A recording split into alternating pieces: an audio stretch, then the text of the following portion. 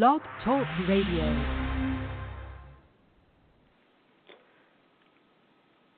Hey guys, this is Those Guys with your host Matt Marrero along with the other host, Tristan Walter.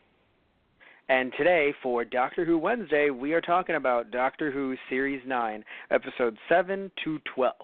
So kind of just wrapping this thing up, as obviously some of you know that in real time, Series 10 is going on. So, we're quickly trying to wrap some things up, playing the catch-up game. But, yeah, there's a lot, I think, that we can say about this half of the series. And guess what? We're going to fucking do it. It's a podcast. So, Tristan, well, I mean it is. But before I rant, I always do a lot of ranting on the show. Tristan knows. I want to pass the mic over to him, right? Or pass the phone over to him, and I want you to kind of say how you felt. Good, bad. How did you feel about? I'll say, what did you feel? I mean, what is a feel? But how did you feel about this series or this half of the series? Well, it definitely has some of my favorite episodes. Probably, yeah. I'll have to put it that way. Especially 7 and 8, yes. The Zygon invasion. Mm-hmm. And then I gotta say, it was really weird at first, but Heaven Sent, episode 11. Yes, 11. Was really well crafted. And at first, it's a lot to wrap your head around, but another look at it, and I'm like, oh my god, this is really good. Yeah, I have to say, I think my only problems with this series, or at least this half of technically the series as a whole, but I would argue just generally with what Moffat's been doing with a little bit of 11, but mostly with 12. I think I'll just say that I'm not going to sit here and say the stories, some of them weren't well crafted. I think it's just something that comes down to, my own personal taste. Now, it's funny, I'm not the only person complaining, so it's not just, apparently I'm not alone, right? But in no way am I saying that these stories are bad. I just feel like, also I think the biggest issue, even more so than saying, oh, the story was good or bad, or I didn't like this decision or that decision, I don't think this series was paced well. Now, when I refer to pacing, I'm referring to it felt like every arc was a series opener, and then the filler arcs were just completely filler, and were almost the same.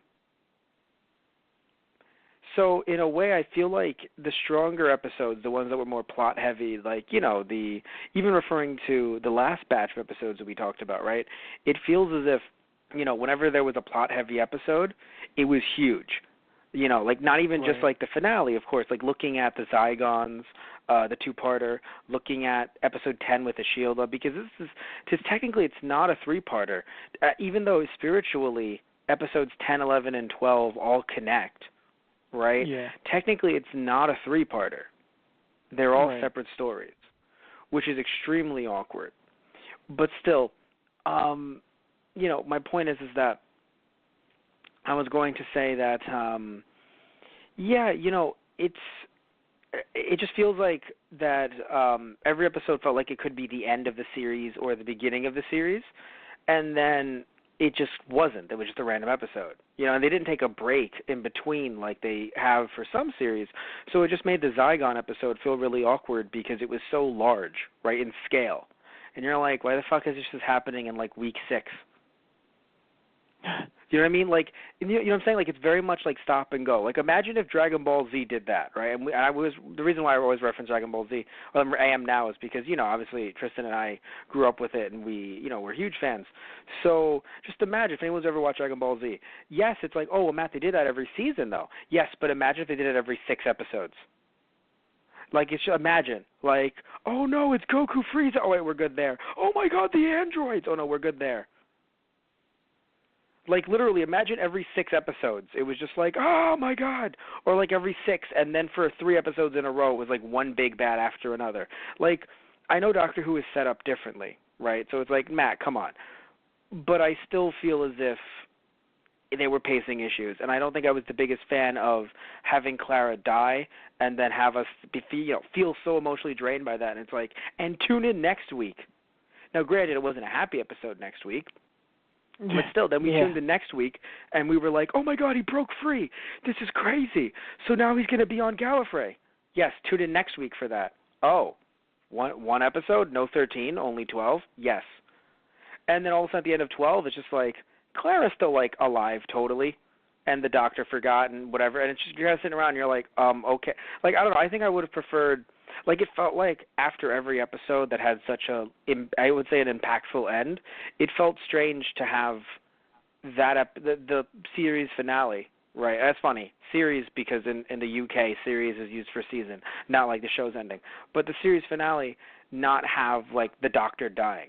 As much as I love Capaldi, and I want to see more of him after this series and after he really established himself as the Doctor, with certain scenes that you sit there and you go, holy crap, this is when Capaldi, like, really found himself as the Doctor. Despite that, still feel like it would have worked. It would have been good for me if he had passed, like, if the Doctor had passed, right, and we had jumped to 13. You know, I'm not like it's not technically too soon because this would have been it would have been his second series, which would have been sad, but it's not like other Doctors haven't passed, you know, in the same time frame, right?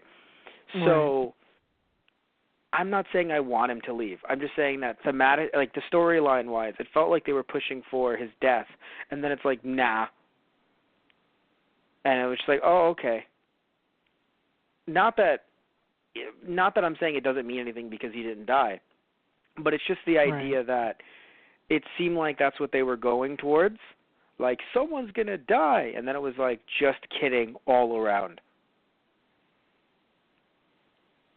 Your take, though. Yeah, I mean,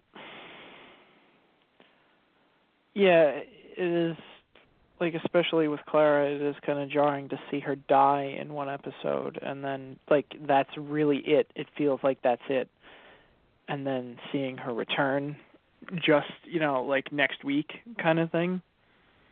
Yeah, because if they had waited a whole season, right? Now, granted, I believe Moffat knew that they wouldn't be back in 2016, maybe. So obviously, like, if you would have said, oh, let's wait for this, you would have waited 2 years, which would have obviously deflated everyone. Like, it would, in my opinion, it wouldn't have made it like, woo, it would have been like, God, right? Like, fucking shit. Yeah. So I'll admit that it might be a little weird to have the Doctor, you know, to have a very plot-heavy Christmas episode. But, like, it's very interesting because when the Doctor was, you know, caught in that loop and he basically said, oh, it's like Christmas, I thought, honestly, you change up the decor a little bit. Why can't it be Christmas? I know it's like, Matt, that's the most depressing. It's like, no, he becomes free.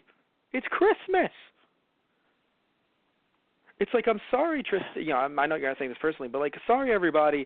You don't just make it Christmas by throwing Santa into, you know, an Alien remake. You know what I'm saying? Like, you don't throw Santa in with face huggers, and it's just like, well, clearly this is, you know what I mean? Like, I don't know, that seems weird to me.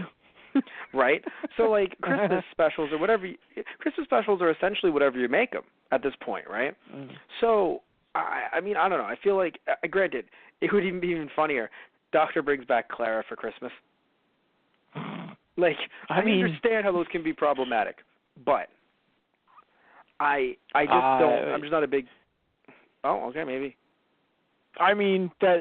Yeah, we'll talk about the Christmas special another time.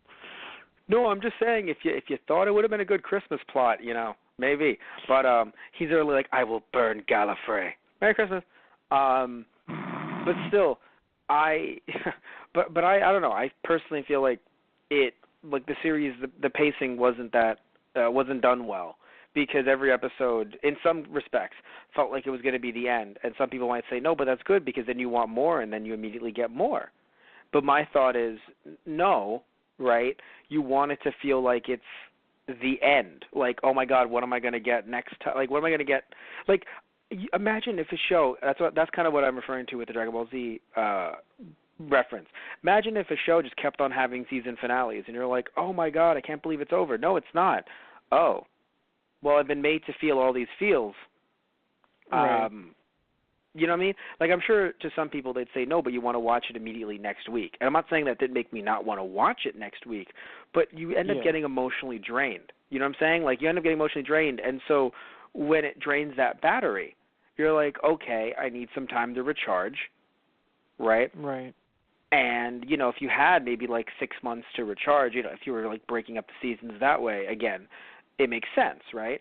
I'm not a big fan of when they do that, but again, you know, emotionally recharge, because I can't think of a time in recent memory where we've just had episodes one after another just being so emotionally like draining, but also very impactful. Yeah. Like maybe, like, I don't know, I can't remember, you know, in the first, I'm going to say 4 series, them doing episodes like that. Like, obviously something like Blink would be like, oh shit, this is crazy, right? But Blink didn't make you sit there and go, so the entire world is going to be destroyed, and it's only episode, like, 7 or something.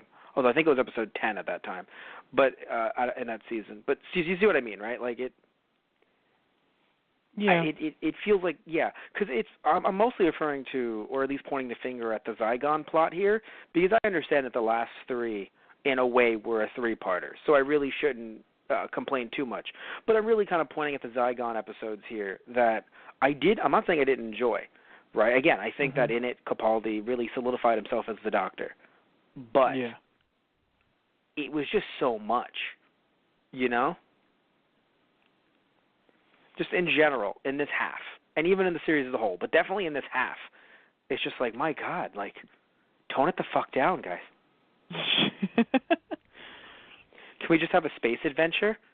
Like, it's come to this, Tristan. I just want a normal, nice space adventure, and I know someone might say, it doesn't have to just be, you know, like, no one calls them space adventures because they're in space, but still, if we could just have a nice space adventure, right, where the entire crew is just mass murdered. That's all I want. I want it to be nice and calming.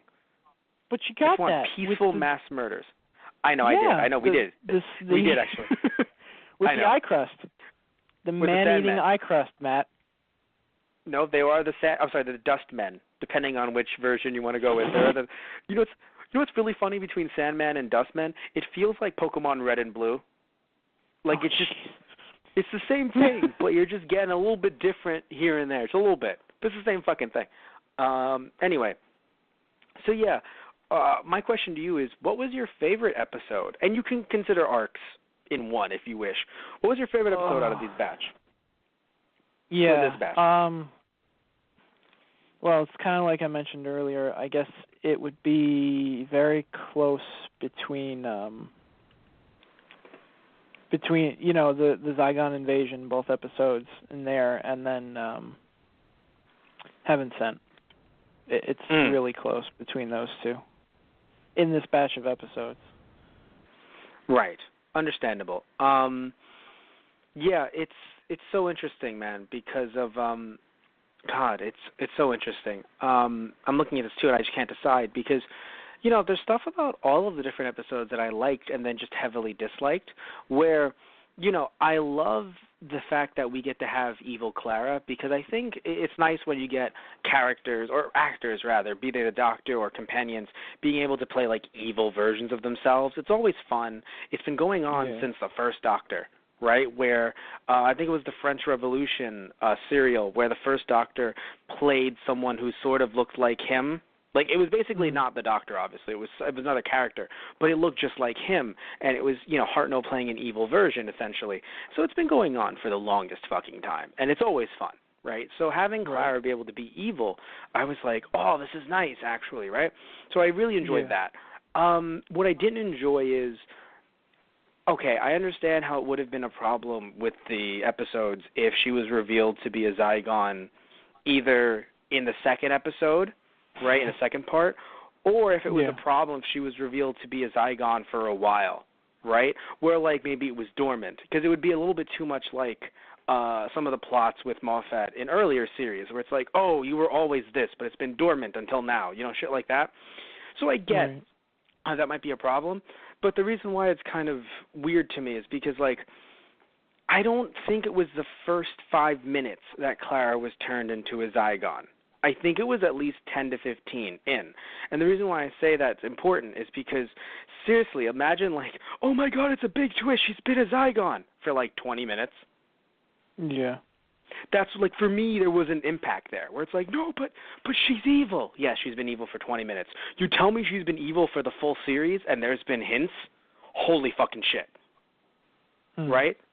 Like, you tell me that she's been evil for the entire series and there's been small hints and every once in a while, or reverse, where, like, she's been good, but every once in a while little things here and there would be the evil side, where it's like, why is she always pulling the Doctor into situations where he's literally about to die? No, wouldn't that make sense, though? Like, so many situations where it's just like, maybe we should do this. And she's like, no, I think we should go the crazy route that might get one of us killed. Why would I want that, Doctor? Why would I want that? Right? Like, all jokes aside, wouldn't that have been like, oh, shit, right? Like, I'm not saying it should have happened. I'm just saying, like, you know, like pushing it really hard. All I'm saying is that to say, like, oh, it's a big twist that she's a Zygon, I'm sitting here like it's not even been the full episode. Like, it makes sense because the fact that she just immediately left doesn't make sense, where it's just like, Clara, you work with kids.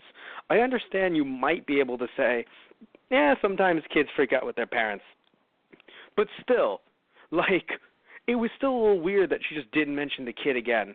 Although when she said, let me go get my things, I was like, I think she's low-key trying to, you know, see the kid, and she felt like it'd be weird if she told the unit official, hey, I want to go check if my neighbor's kid is okay. Right? But still, it was just kind of funny that she literally was just like, you know, like literally the show itself is just trying to tell you, like, no, but it's a huge twist.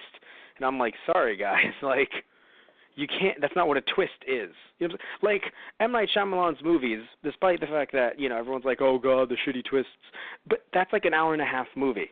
That takes that. Imagine if they were just 20-minute episodes or like 40-minute episodes where it's just like everyone had a twist. You'd be like, fuck you. But like, you would be even more so, be like, go fuck yourself. So the twist I didn't really mean much to me. Now, seeing Jenna Louise Coleman be able to play that character, that was beautiful. That I loved. Yeah. Yeah. I mean, I feel each episode can have its own, like, twist here and there. Like, no, it's not really that big of a twist, but just the idea that kind of the Zygons, what would really impress me was that, you know, this splinter cell of the Zygons who, you know, want to live out in the open, they don't want to be hiding amongst people or humanity anymore. That they planned so far, you know, in advance that, you know, they took members of UNIT, they took Kate, the leader of UNIT, then they strategically took people one after the other and kind of did it in a low-key way, enough to kind of, or even the idea of splitting the Doctor and his companion apart, too, you know? Well, that's what, you know, that's the thing. Like, I was very happy that these two episodes showed not only are they a small fraction, right, as to not try to sit there and go, yes, all these Zygons are evil, right? A small fraction, but then more importantly, didn't show that they were stupid. Like, because they are, like, just because there's, like, oh, a small portion of them that are evil that we shouldn't say all of them are evil, but in no way does it mean that because they are evil, they are also dumb. Like, we don't want to be here. How do we do? Now, granted, I would say the smart thing would be like, good, then get them the fuck out, right? Because, and granted, it's funny that, you know, when you tie these themes into the real world, obviously it doesn't work that way because, you know, the splinter groups aren't usually in, at least, you know, when it comes to the references they're trying to make, if you're referring to terrorism, that's happening more so abroad than it is domestic U.S., right? When you look at the stats, it's actually more abroad than it is here. But, you know, using it in the context of the show, only in the show, literally, you have so many spaceships accessible to you. When it's like, we don't want to live on Earth, great, then get them the fuck out. No, we want to live on Earth, not with humans. Oh, okay, fuck you. You know, like, no, but, like, seriously, though, right? We're just like, we deserve this planet. No, you don't. Well, we want to live freely. Cool, we'll kick you off. There are so many great planets available. Literally galaxies worth. It's funny, in the context of the show, I know, they want to conquer the Earth itself. Well, yeah, but it's also not the first time that we've seen this concept either. I mean, I can remember with 11 and the Silurians, I believe that's how it was pronounced, but the lizard people living underneath the Earth, inside the Earth, and you have that small skirmish between them and humanity, and it's like, well, we were here first. Yes, but you've been dormant underneath the planet, and, well, it's inhabited once again. It's like, yeah, but we were here first. It's like, yeah, but that doesn't mean you get to kill everybody on top. And just the doctor, like, holding his face in his hands, like, oh, God, why me? Something really funny. You were like, you said Silurians. You're like, I think that was pronounced right. And I was like, going to be like, yeah. And you go, well, the lizard people. And all I hear is, well, that's racist. Well, I mean, for that fandom, yes, technically that would be, but it's just no, you remember the elves. Well, yeah, you know what? You caught me in you got me in a box here. What am I going to do? That's push just truth it. Or you got me, Matt. Yeah, fuck you. Well, you're in the box. Tristan or consequences? Why Tristan or consequences? Because without Tristan, there's just a whole world of consequences. The consequences, I can no longer be the host. Or I can no longer be the co-host. I'm being kicked off. That would be terrible. That would be terrible. I mean, goodbye, but that would be make terrible. Rude comment to lizard people. Kicked off show. Lizard people appeased. Yeah. So, yeah. Anyway, no, but so here's the thing, right? So I enjoyed, you were mentioned, I enjoyed how, yes, they were super evil, but again, splinter group, very small faction, and apparently the Zygons were actually living, pretty well with the humans. I mean, so well, in fact, that I literally forgot that they were there. Right. I mean, that's supposed to be the point, too. I know. No, that's what I'm saying, right? You just forget that they're there. The one thing I want to say, though, is I do wish we focused more on Earth, and I think that's just something that's been going on, again, with Moffat seasons mostly.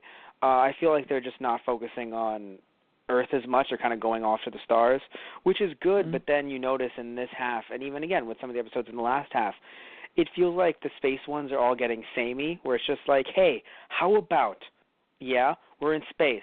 All right, you got me. And we're in a space station. Yeah? That's it. That's all. Fucking genius, man. Fucking genius. It's granted, there's little things here and there that it's like, Matt, don't do that. There's specific, but seriously though, it's like space station guest starring Santa, space station guest starring the putties from Power Rangers, space station. I'm sorry. Space station, right? Space station guest starring ghosts. Well, shit. I'm sorry, I'm pretty sure that the sleep pods and the tomb were reused sets. I mean, yeah. I'm not saying it's a problem. I mean, you could be right. I'm not saying it's a problem. No, here's the thing, right? I'm not saying that you can't reuse sets. Literally, if you remember, Doctor Who used to have the never-ending corridors where literally it was the same walls. It's just they kept on refilming at different angles, them running. But it literally was the same corridor. So I'm not saying Doctor Who can't reuse stuff. I'm not saying any show can't reuse stuff. Frankly, I would also like to mention, as I did in our last Doctor Who Wednesday episode, I love the monster designs. Right? I made a joke about them being putties, but they were scary as fuck. They were not gonna lie. Were putties. Yeah, they were putties meet God, I can't think of the ghost. I mean, basically something from Wreck or something from some creepypasta. They were just horrifying. So I don't want to sit here and act like I'm shitting on the monster designs, because in no way am I. I'm just saying that, we haven't really dealt with Earth, and when we do, they're bigger plots. You don't really get to focus on it as much. We're we focused on it in the first episode of the series, and then we swiftly moved on to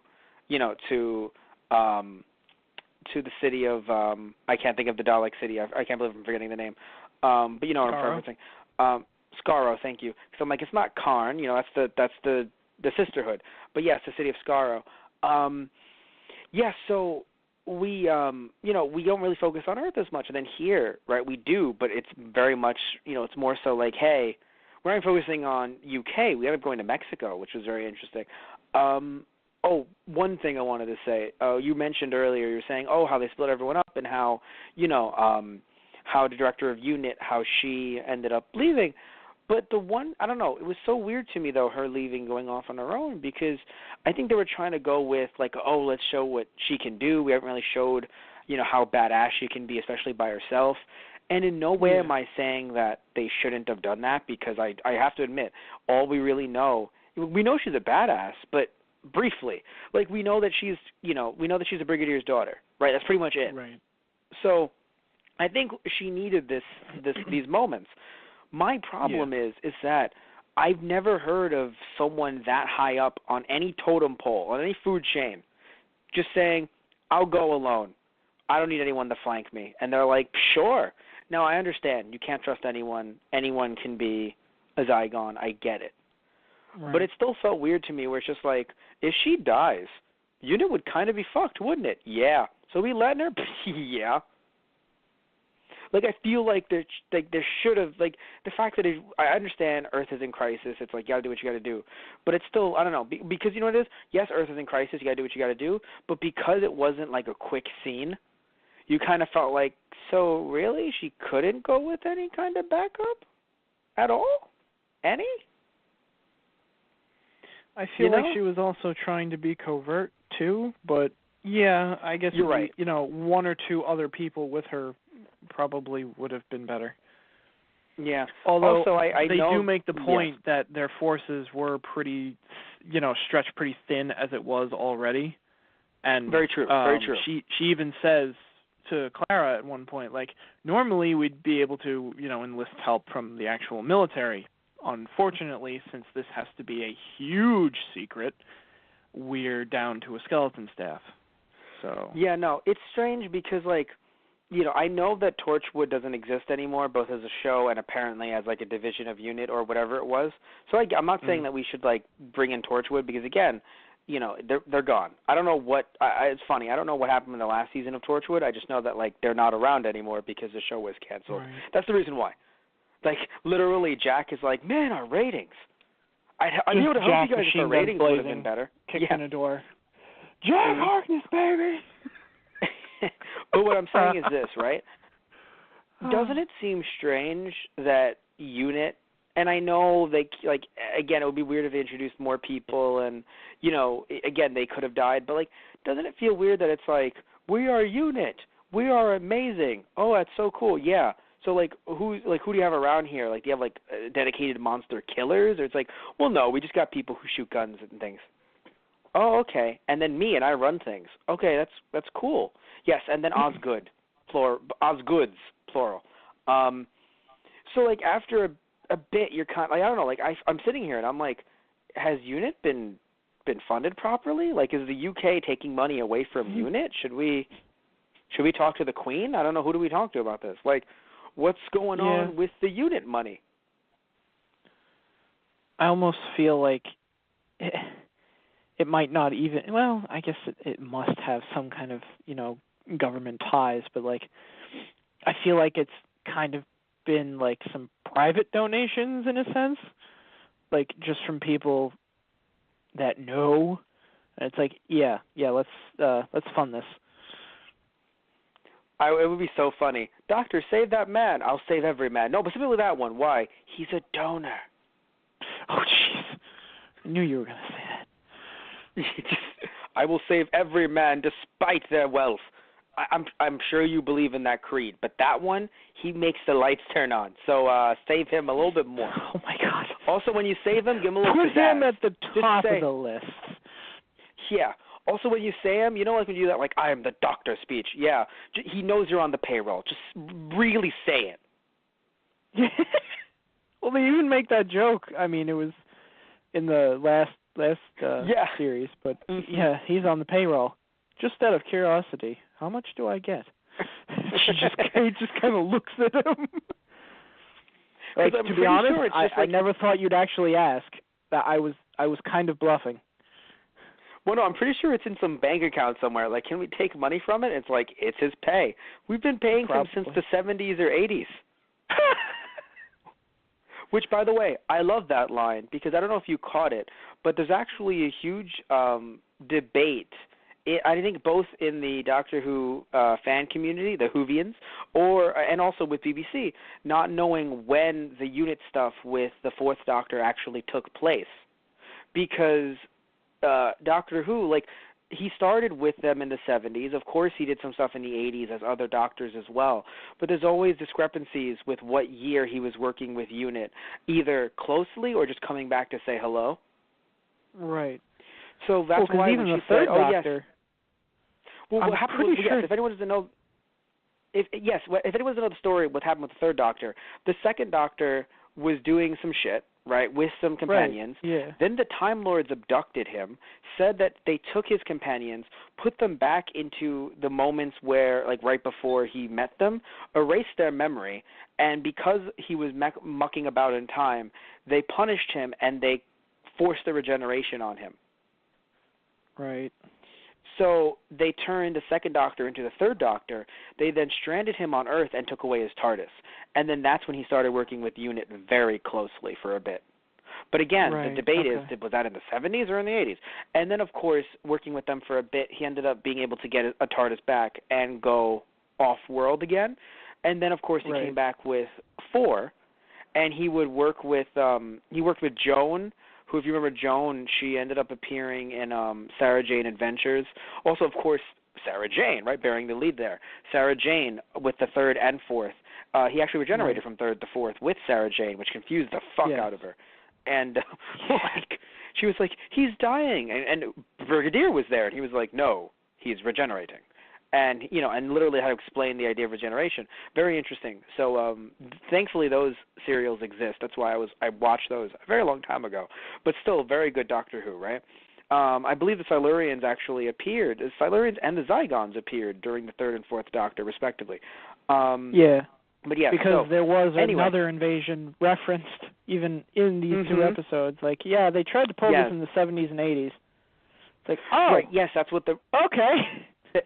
Thank you. Yes, that's what the reference was in, in reference to, because, again, that's what the whole, like, 70s, 80s thing was placed in the sentence, because, again, you don't know, they don't even know, no one knows, really, when they occurred, because I'm pretty sure in some, it's like, okay, it clearly looks like the 70s, but, like, what year is it exactly, right? Yeah. So there's a lot of hopping around with the Doctor and UNIT with, I think it was with 3, 4, and I guess 5. Actually haven't seen 5 and onward until 9.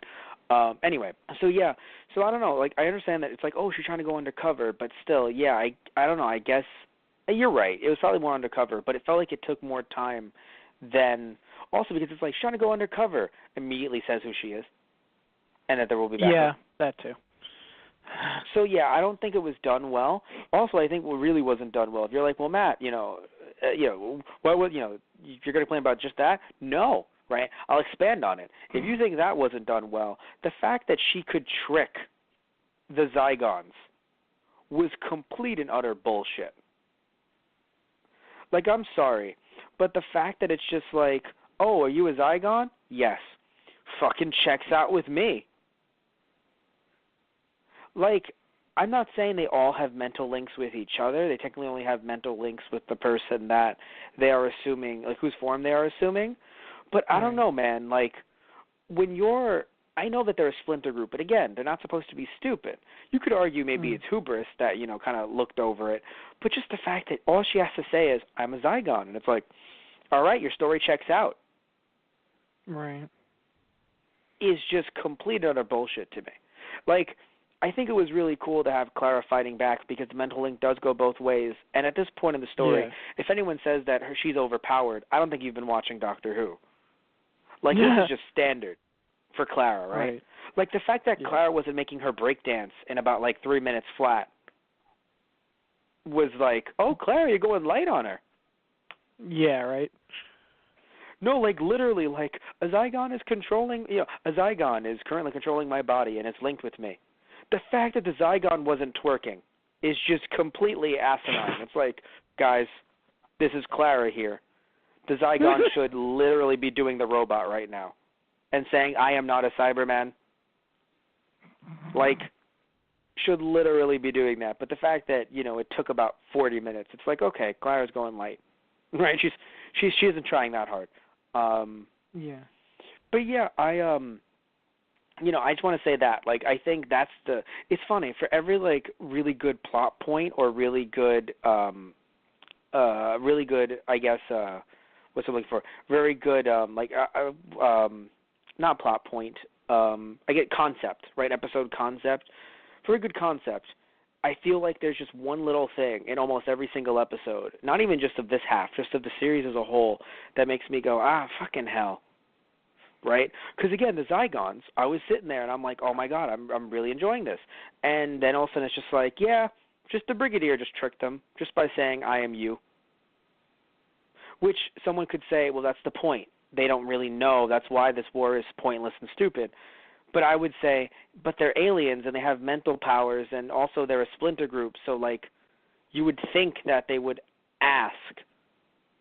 Because literally that means anyone who knows that they exist, anyone who has been linked with them, could literally just walk in and just be like, I'm actually a Zygon. And they're like, well, okay, we're not going to make you take human form or take our form, so whatever.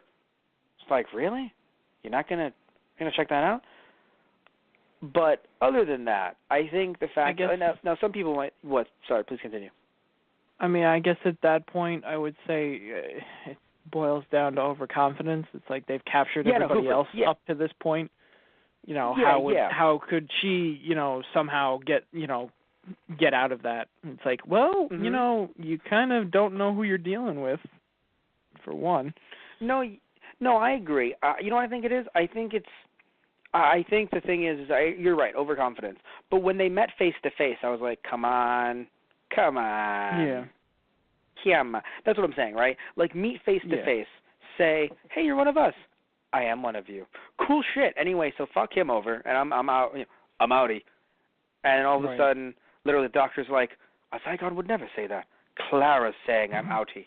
Like, but seriously, so like she leaves, and all of a sudden it's like, I'm actually not one of them. What? Shit. Apparently, it's that easy.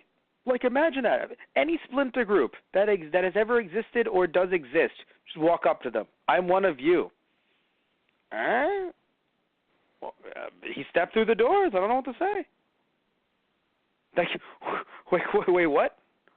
Or not even just I am one of you now. Like, I've always been one of you. Clearly. I'm clearly one of you. And I know some people might complain about the Osgood boxes, but let's all be real here. It's more in tune with the Doctor's character to not have a box that makes everyone go explodey than to have, like, let's all be honest here. Even the concepts of the Doctor having the box or both boxes that could literally kill either race, that in itself, I think, if it was real, would make me feel worse than anything, because, you've heard me complain and talk about how it feels like this isn't the Doctor anymore, how, like, they're trying to, they being Moffat and other writers, are not just trying to show that he has a darker side, but literally trying to be like, no, the Doctor was never the Doctor you knew. He's actually much more, like, not evil, but, like, he has much more, problems than you ever thought, and, why look up to the Doctor? Like, I don't know, like, I'm not saying that they're trying to do that verbatim, but it feels like after a while you're sitting around like, why should I look up to this Doctor? Why should I show my kid this show and have them want to be the Doctor one day? So after a while, it's like, right? I said that last time. But thankfully, in this one episode, it reminds you, like, yes, this is why you want to be the Doctor. It's why you strive. People want to strive to be like him. Yes, he has his problems. He has his flaws. But he would never take something that could kill an entire race on either side and put it into a box and actually have them choose. I understand some people might think it was a waste because it never existed. Right. And I do get that. I'll be honest, I get that. But I don't agree with it. Like, I feel like this is one of those stories. Like, the fact of who the fuck is the hybrid, I think that's bullshit. Right? That was bullshit. Because it's just like, who's the hybrid? All right, let's roll the credits. Maybe we're all the hybrid. Like it feels like a Tiny Tim thing. Like it feels like a Tiny Tim thing where it's like we're the hybrid, all of us. Like it's just like a God bless us all, but like we're all the hybrid, and it's kind of like all right, shut up, Tiny Tim. Half human, half Ood. Shut up, Tiny Ood. But still, I don't know, man. Like I feel like when it like we're not talking about the finale at this exact moment, but still, just referring to this moment. I feel like this moment wasn't bullshit where like, oh, there's nothing in the box. I feel like it, again, made him more like the Doctor. It's just, I'm sorry, like, I don't feel like he would walk around, or he didn't walk around with it, but I don't feel like he'd hide a genocide box on Earth. Like, that's just fucked up. No. Like, granted, I'm not saying the Doctor hasn't done some bad things, but that's really bad. Yeah. Like, really, really bad. So, yeah. Oh, I should mention, how did you feel about there being two Osgoods and like one of them passing and then all of a sudden it's like the other one's around? Yeah, I mean, at first I didn't really understand what was going on with that, but looking back and watching it this time, now I'm like, oh, okay, now I see what's going on here. Yes. That both of them are a part of a plan. It's like it's to keep the truce. You have one human and one Zygon. Zygon, yeah. And I really liked that the character Osgood, or at least one of them, at least someone got to portray her as a character, and you really got to see her develop a little bit instead of being, just kind of that cool reference. Because to me, she kind of felt like she's kind of the personification of the fan base in the actual show. Yes. And I love that kind of thing. Yeah. So when Missy vaporized her, I was like, you sons of bitches. It's like, I wanted to see that. But the Master killed my fans. Yeah. But then the idea that there at least is another one and you get to see her being her, it's like, that was nice. I was like, okay. I'm actually okay with there being two of you now, because now at least I get to see at least one of you do good things. Yeah, I have to be honest. I want a few things, right? Matt, here are my list of demands. Matt, please stop. Like, I see one episode with the Zygons. Here are my list of demands, BBC One. I would like. Okay, so I haven't seen Class. I don't know anything about. Like, I don't think there are any Doctor Who spinoffs, any other Doctor Who spinoffs on the horizon. But I feel as if it would be nice to see some of these characters again in ways that aren't just like Doctor Who related, because I feel like every time we see a character, it's just like, all right, they're either going to die or you're going to reveal something about them that isn't just development. It's like, saying, hey, there are two of you, right? So I kind of sit back and I'm like, I really want to see more of Osgood, actually. Like, I don't want to just see her on a yearly basis, especially now that Doctor Who took 2 years to come out. God only knows when the next series might come out. So I'm kind of sitting here like, I mean, it might be in 2018, right? I might just be overreacting, but I'm still feeling like, I would like to have some other kind of spinoff to utilize some of these characters in the same way that you saw Sarah Jane Adventures. And Sarah Jane Adventures brought back some people and even had the Doctor appear a few times. Like, I'm pretty sure, Sarah Jane Adventures had 2 Doctors, 10 and 11 appear. Right. Which was really cool to me. So, I do hope that they can do some kind of spin-off. I'm not sure if they would have one with Clara. We'll get to that later. But at least having something with UNIT, I think, would be nice. Like another kind of Torchwood. I do think Doctor Who, I don't know if they think the ratings are deserving of that or if that would be a moneymaker, but I do think that it's deserving. Like, there's so much going on that could be going on with UNIT right now on Earth that I think that we should have something like that, or at least UNIT working with the school, the high school, which I haven't seen Class. I don't know if that actually does happen. We are going to eventually do Class on the podcast because it's a Doctor Who show, but spin-off, but still. But yeah, it would be nice, right? I just kind of want to see. Like, it feels like UNIT has kind of fallen to the wayside. Not that they should be part of every single thing ever. But I don't know, I feel like even though Moffat has brought back UNIT, it still feels like UNIT is a former shell of what it once was in the Davies era, because it felt like UNIT was huge. And now, it's not like, again, he brought them back twice in one season, so I really shouldn't be complaining, right? I'm just saying that it feels like even though they keep on it, he brings back Unit. It still feels like Unit is comprised of 3 people and a bunch of dudes who are like, I have a weapon. Right. I mean, which is kind of funny. What I mean is, like, it always feels like every single person in Unit minus 3 people, right? Maybe 4. Minus 3 to 4 people are all just about to die. Now, I know it's like, well, Matt, who are they being put up against? I'm just saying that minus that one moment, that one really good moment, by the way, with Missy, like trying to neutralize her, over the Cybermen, that one really cool moment, right? It feels like Unit is just like, I have a shiny gun. Oh no, I'm dead. And it's like they couldn't even shoot any of the Zygons. Yeah. Like, I mean, I feel like evil. Yeah. I was like, can we shoot some of those? You guys have all these shiny guns, and it's like, we don't know how they work. We're all just extras from L.A. Oh, that makes sense. I feel like the thing with Unit is that in order to give more of the troops or just general people within Unit more character development, you have to take away from the stars of the episode, the Brigadier, and the Doctor and his companion, and maybe the one other advisor that's along with the Brigadier. What you would really need would have to be like one of those episodes of Doctor Who without the Doctor. And it's just an episode about Unit. And there's mentions of the Doctor, or maybe he passes through, or maybe they're tailing him, but they are doing their own thing. And with me, my opinion on spin-offs for this, it's I haven't seen that many. I've seen bits and pieces of Torchwood. I've seen some of Class, but the spin-offs never really, they just don't do it for me, And I don't mean to say that they're bad. They just personally don't usually do it for me. The only reason I really got into or that I was kind of hooked on Torchwood at first is well, I gotta have more Jack. Yeah, I got to be honest. Yes, Jack Harkness sold me. And I have to say that from what I remember from Torchwood, it was good, right? It had some awkward moments where it was trying to be like, hey, we're not Doctor Who, so we can get sexy. Right.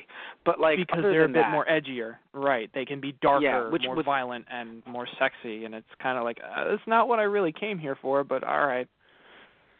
No, it's funny. It is, but Jack wasn't in this scene, so it's not really what I came here for. I gotta let everyone know. It's not what I came. But still, but no, Torchwood was good. I love Sarah Jane Adventures a lot, and I think you should watch it if you haven't. Because it was, it was such a good show. But now in my head, we'll do a podcast. No, but it was such a good show. Why not? But yeah, anyway, back to. Why not, right? But no, moving back to this series, you're right. The one thing to focus more on Unit, you would need to get away from the Doctor, which. I mean, it's not something. Look, after having Capaldi on for now 3 series, because again, clearly, it looks like we're moving into him for series 10. For those that haven't seen it yet, I'm not going to say that they have or haven't, but it looks like we're moving into series 10, right? So with Capaldi, so you're kind of sitting there and you're like, yeah, can we just get a fucking Doctorless episode? Which, I mean, we've got a companionless episode, which was nice, right? Beautiful in the last batch of episodes we did, but it'll be nice to have just a Doctorless episode. And it's funny because those can be sometimes either hit or miss. Very true. Very, very. You know which one I'm thinking true. of. Because, dear God, that's the episode no one talks about. It's everyone. Oh, that one, yes.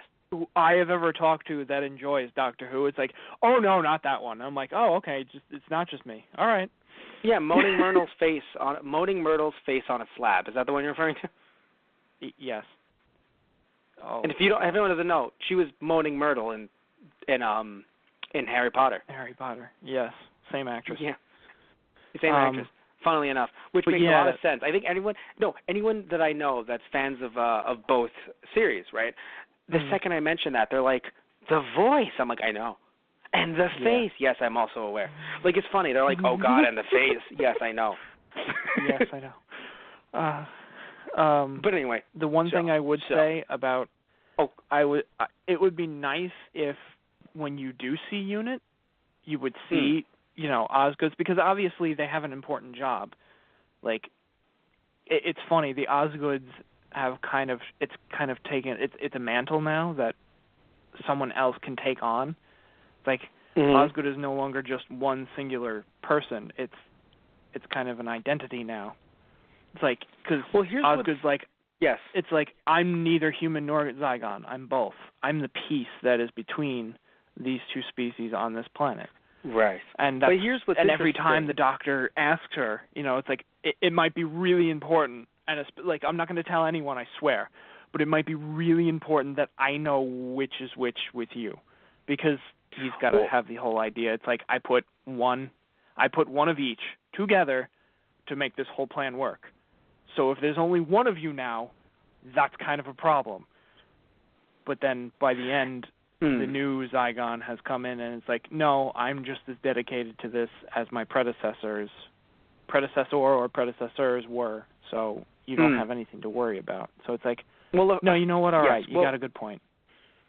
Well, a few interesting things that I want you to know, or not you to know, but I want to point out. Right. First off, I want to say that I do think the Doctor would have told people, but I think he would have used it strategically. Like during the peace talk, I think he would have said, she's a human, yet she is willing to, or she's a Zygon, and she's willing to. I think he would have done that. Yeah. I do believe he would have. That's one. Two, I want to say that what's so super interesting is if we have to break it down and say who's Zygon and who's human, if we had to, which we shouldn't have to because that's the point of the episodes, but if we had to, what's interesting is they could have killed Zygon version of her on the ship. Like Missy could have killed the Zygon version, right? And then the human version retains all of the Zygon's version, and now with Zygon Zygella, coming in, she then maintains that connection. What? Right. Or Bonnie, thank you. Bonnie. She maintains, Bonnie, yes. She maintains that connection. And then now so regardless, it didn't matter if the one that lived, the Osgood that lived was quote-unquote Zygon or quote-unquote human. It didn't matter. Because what mattered is that once the end came and it was like, oh, yes, we're going to have the two of you doing this. Oh, yes, and she's going to switch over to looking like Osgood. Obviously, it doesn't matter. You didn't know which one was which at that point either, so that's even funnier. But, like, in a way, where it's like, now the Doctor doesn't even know which one was the original witch and which one was Bonnie. But still, the point is that what matters is that, now it really doesn't matter because you bring in that Zygon. Because if it was like, oh, we need to bring a human to help with this treaty, then Osgood might have sat there and been like, fuck. So, I am human. But it doesn't matter. And I say it doesn't matter because even though someone might go, but no, Matt, it doesn't matter. It's like it kind of does because as a human, she can't telepathically make a connection with another human in that way. Like she's half human and Zygon because she is a human, or at this point maybe even a Zygon, who once had, connection with a human, so she understands, is now like, you see what I'm saying, Tristan? Like, you can't be a human and then say, I'm going to work with that one on the Zygon peace treaty, because then it's just like, but you both can't connect. So to take a Zygon was the perfect way of keeping the secret. Right. Like, it was done very well. So that was good. That I enjoyed. I'm thinking anything else from this two-part before we have to move on? Anything? I think, the only piece that, because that whole speech or that whole monologue that the Doctor has was one of my favorites from the 12th Doctor in this whole series. Just the idea, it's, the Zygon going to him saying, oh, you don't know what it's like, or, I have had to do terrible things, like, how could they ever forgive me afterwards? It's like, I've done more terrible things to more people than you will ever know, and that you will ever have the ability to do. And I've, not necessarily forgiven himself, because he kind of did with the 50th, and I'm glad they kind of made that little nod to it at the very beginning of the episode. Yeah. But it's the idea, it's like, the only way peace is going to, continue or last or even start again is if you learn to forgive. And if I can do it, then you sure as hell can. Yeah, no, I I was crying, like not crazy tears, but like I was tearing up when he said, "Petulant children, always thinking I won't forgive you, I won't forgive you." Well, guess what? I forgive you, and I was like, "Oh my fucking God!" Here's the craziest thing. Yeah, I do. Yeah. And it's just the power behind that speech, and I loved it. The only thing, like, I know you had pointed out a lot of things you didn't like about it, but the only thing that I didn't like that took away from it a little bit, but I still love it so much that I choose to just kind of like, all right, it's one of the quips, it is what it is when he goes, I forget at what point, like what he says before it, but the sense of, I figured you'd do that, or yes, you agreed to it. It's like, it's just like the 15 other times that you did. And they're like, what? And he wipes their memory. It's like, so you're telling me that this exact, maybe not the exact, because obviously I don't think something to this scale has happened 15 different times. Well, here's what's interesting, right? Yes, I actually agree with you 100%. So I'm sorry to interrupt, but I have to agree with you there hard, because I thought the same thing originally. I was like, wait, are they saying that this happened 15 other times? I think he's referring to, because didn't that also happen during the 50th where her mind was erased? Yes. So he might 14. Be referencing the 50th. Well, no, it didn't happen more than once in the 50th. Like, no, I think, because what I'm saying is, I don't think, okay, if this has happened before, I don't think, even though we're seeing it for the first time, I don't know, like, would it be, I think it would be crazy if the doctor was like, I erased both sides' memories 14 times, so I think this 15th time it'll make more sense to not do it. Like, the fact that everyone is talking about it as if it's the first time, I'm not going to say it was a quip. I think it has happened before, but I don't think, like, I don't know, maybe in my head it's been more like, oh, let me try to find the box. Doctor, where's the box? And then finally it's like, doctor, I have found it. And it's like, great, it does nothing. Oh, and I have to erase your memory about it doing nothing. Like, I feel like UNIT would take more of a proactive approach. And instead of the Zygons every single time trying to, because honestly, it makes the doctor look more like a jerk if this many people died, or even even just 5 people. 5 people die every time this happens. 15 times 5. Even that number, it's like, doctor, why do you come off as the person giving the speech if that many people passed? Why would you do that, doctor? So, like, to me, it's just kind of like I don't think that was meant in that way. But, by the way, 75 people would have died, Tristan. I just did math while talking. I'm a smart human being. But, I don't think that the doctor would the doctor would sit there. Because it comes off like he becomes Batman at that point, where it's just like, Batman, I know you have that rule of not killing, but if you don't secure Joker, like really secure him, and then he escapes, then he kills again. And then you throw him in jail, and then he escapes, and he kills again. At what point are you sitting there and looking at the thousands, maybe millions at this point, the Joker is killed, and you go, well, is that on me? Right? So, it's like, I assume that it's not all related, like all the erasings they're talking about, if it isn't just a quip, isn't like, oh yes, the Zygons just constantly did this. I assume they did not. I hope. I fucking hope. Right. One interesting thing, apparently Capaldi has a very intriguing southern accent.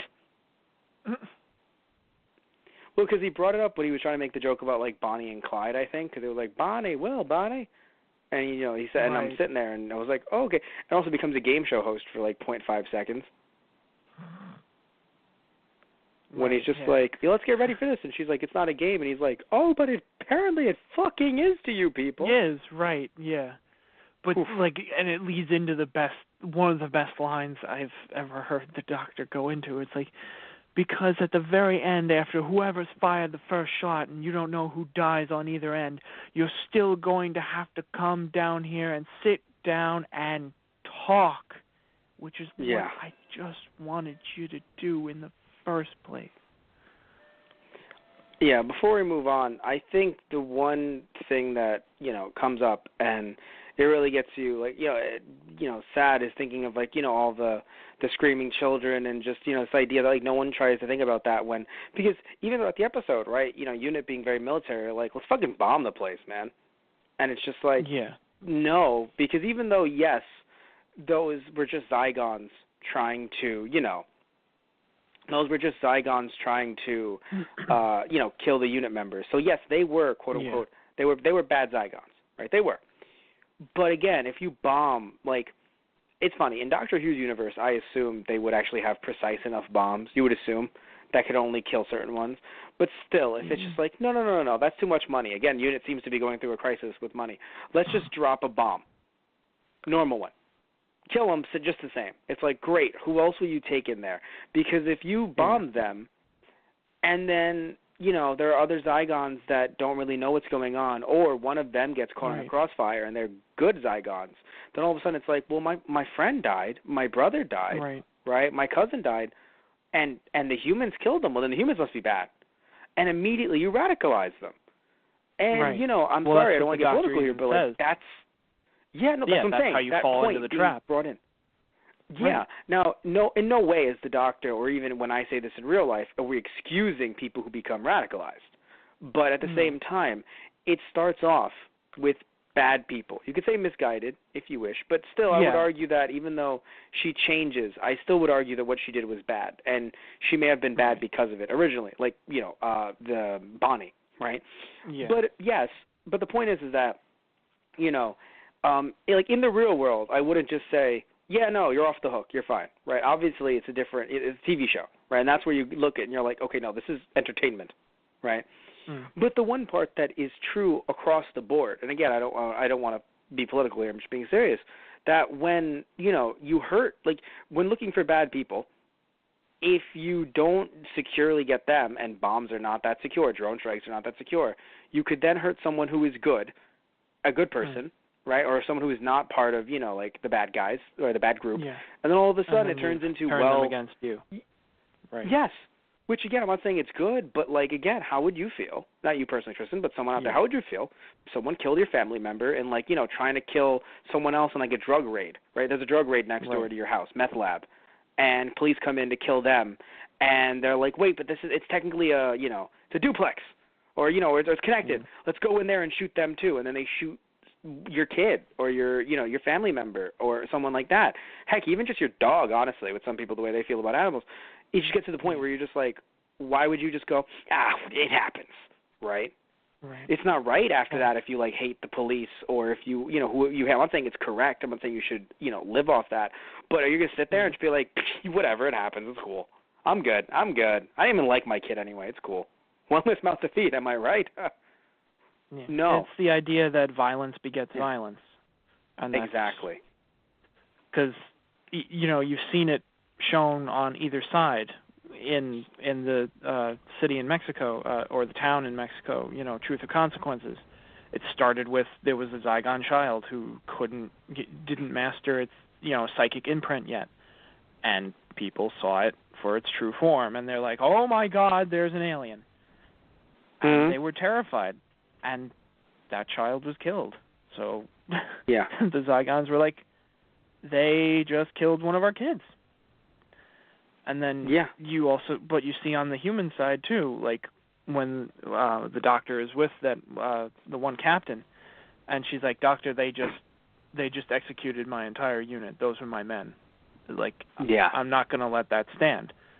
But it's the idea that, you going back and forth, an eye for an eye, everyone becomes blind.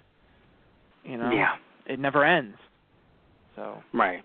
But let's move on quickly to Sleep No More. And I say quickly because, it's funny. We made references to a bunch of these other episodes already. But still, we've talked a bit too much about the two-parters. So moving on to Sleep No More, I actually liked this episode. I feel like it was one of those samey episodes with we're going to the same, random space base. And I'm sorry to keep on using space. But we're just going to the same random space station, right?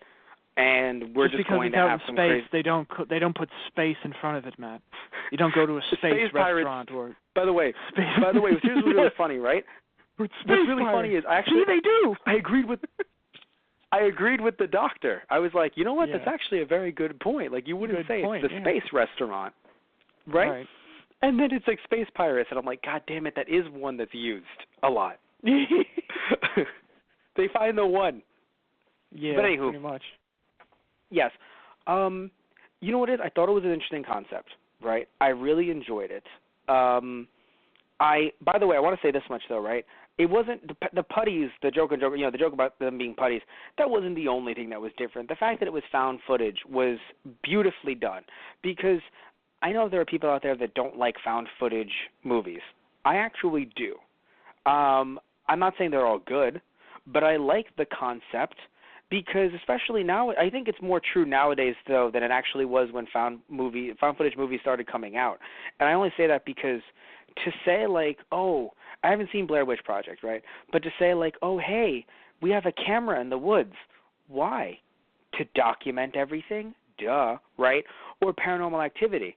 Like, oh, hey, this is compiled entirely of found footage and me randomly walking around with a camera, right? But nowadays, right, it's funnily enough, nowadays you look at, everyone walking around with cell phones with cameras on them.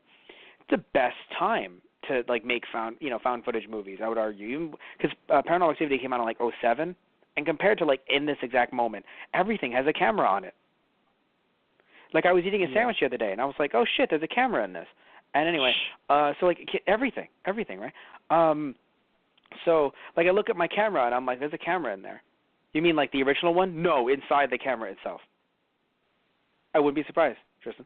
But yeah, it's so looking at the way this episode was done, especially when it was like, wait, our helmets don't have cameras on them, and I was like I sat there and I was just like, I kind of paused the episode and I just contemplated my life. Like I was just SpongeBob staring out a window. I was just like, wait a minute, but you just, and you know what's very funny though, right? I was wondering, because I had forgotten the premise of, oh yes, it's the dust looking at us. So I had forgotten that, right?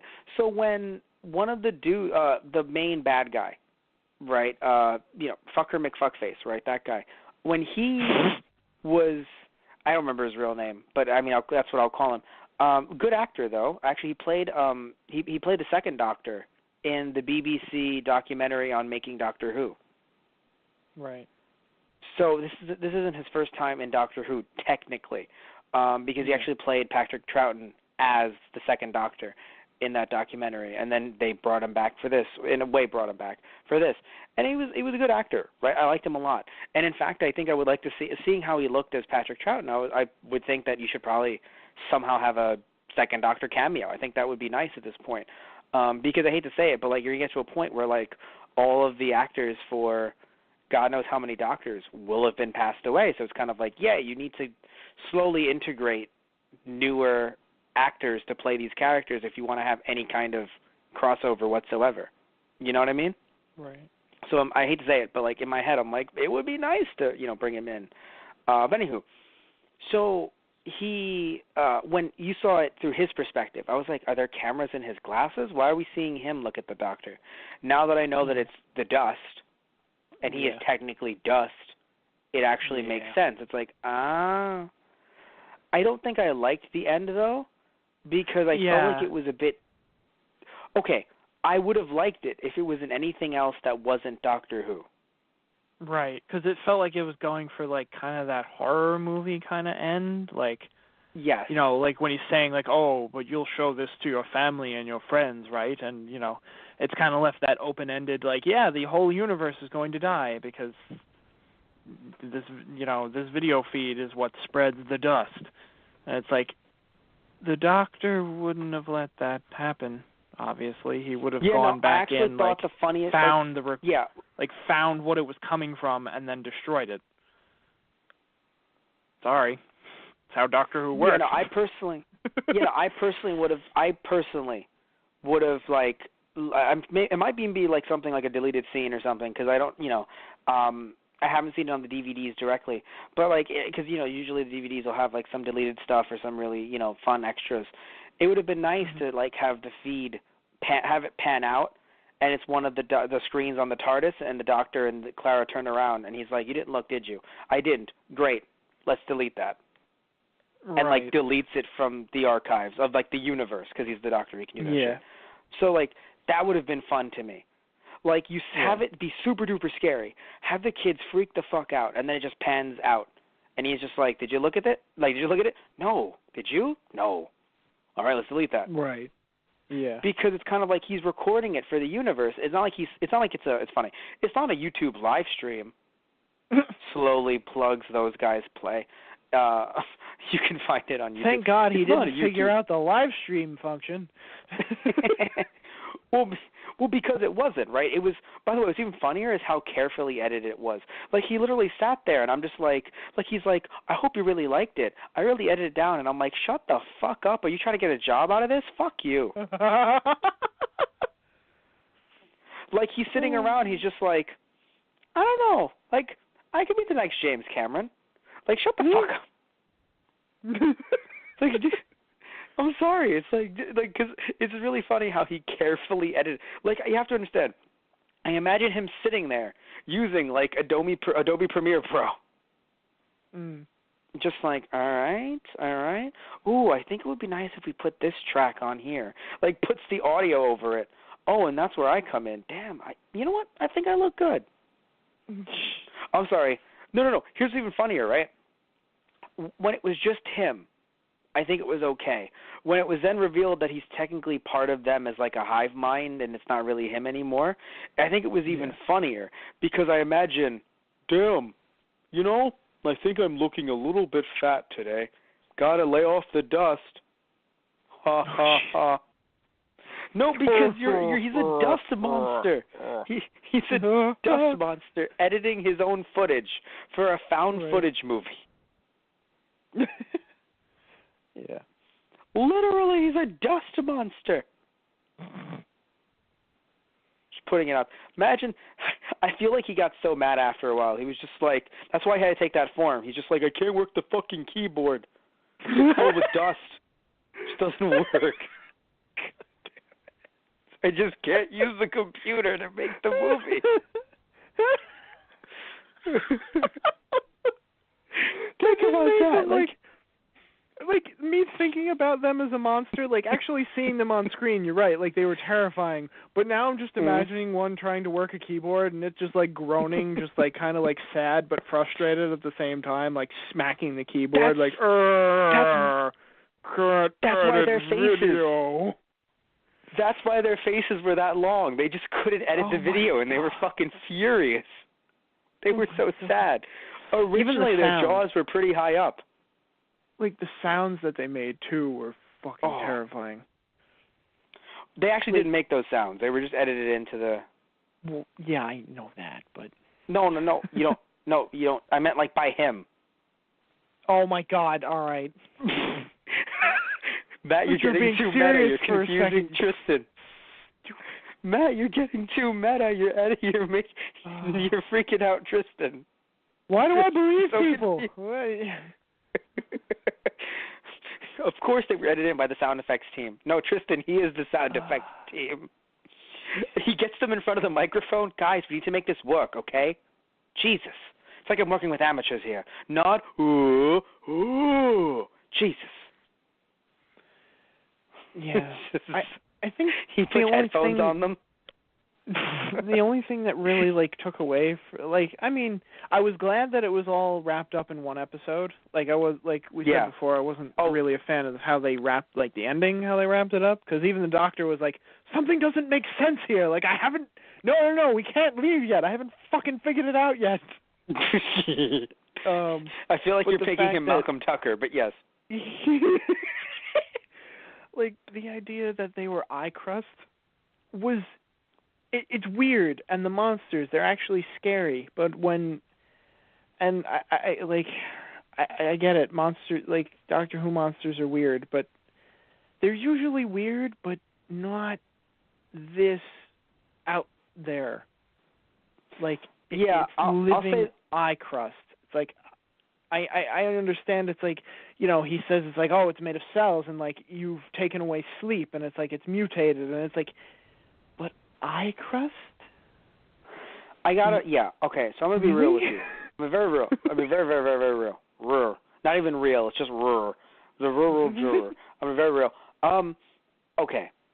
I wanted to hate on that so much. I really wanted to dislike it.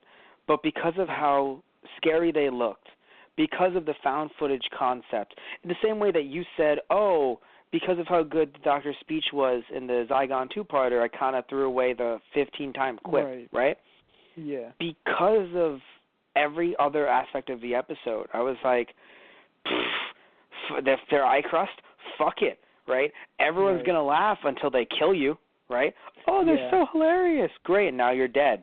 So, I mean... And that's basically how I felt this time watching it. Like, this time around, I was like, yeah, all right, I already know that they're eye crust. It's like, all right, it sounds silly at first, but, like, yeah, everything else really came together nicely. So I'm like, yeah, gonna push that one, away. Put that one in the corner. Not forget that it's there, but, like, look past it for a little bit. There's one thing I want to say that makes so much sense, at least to me anyway, like the most sense, right?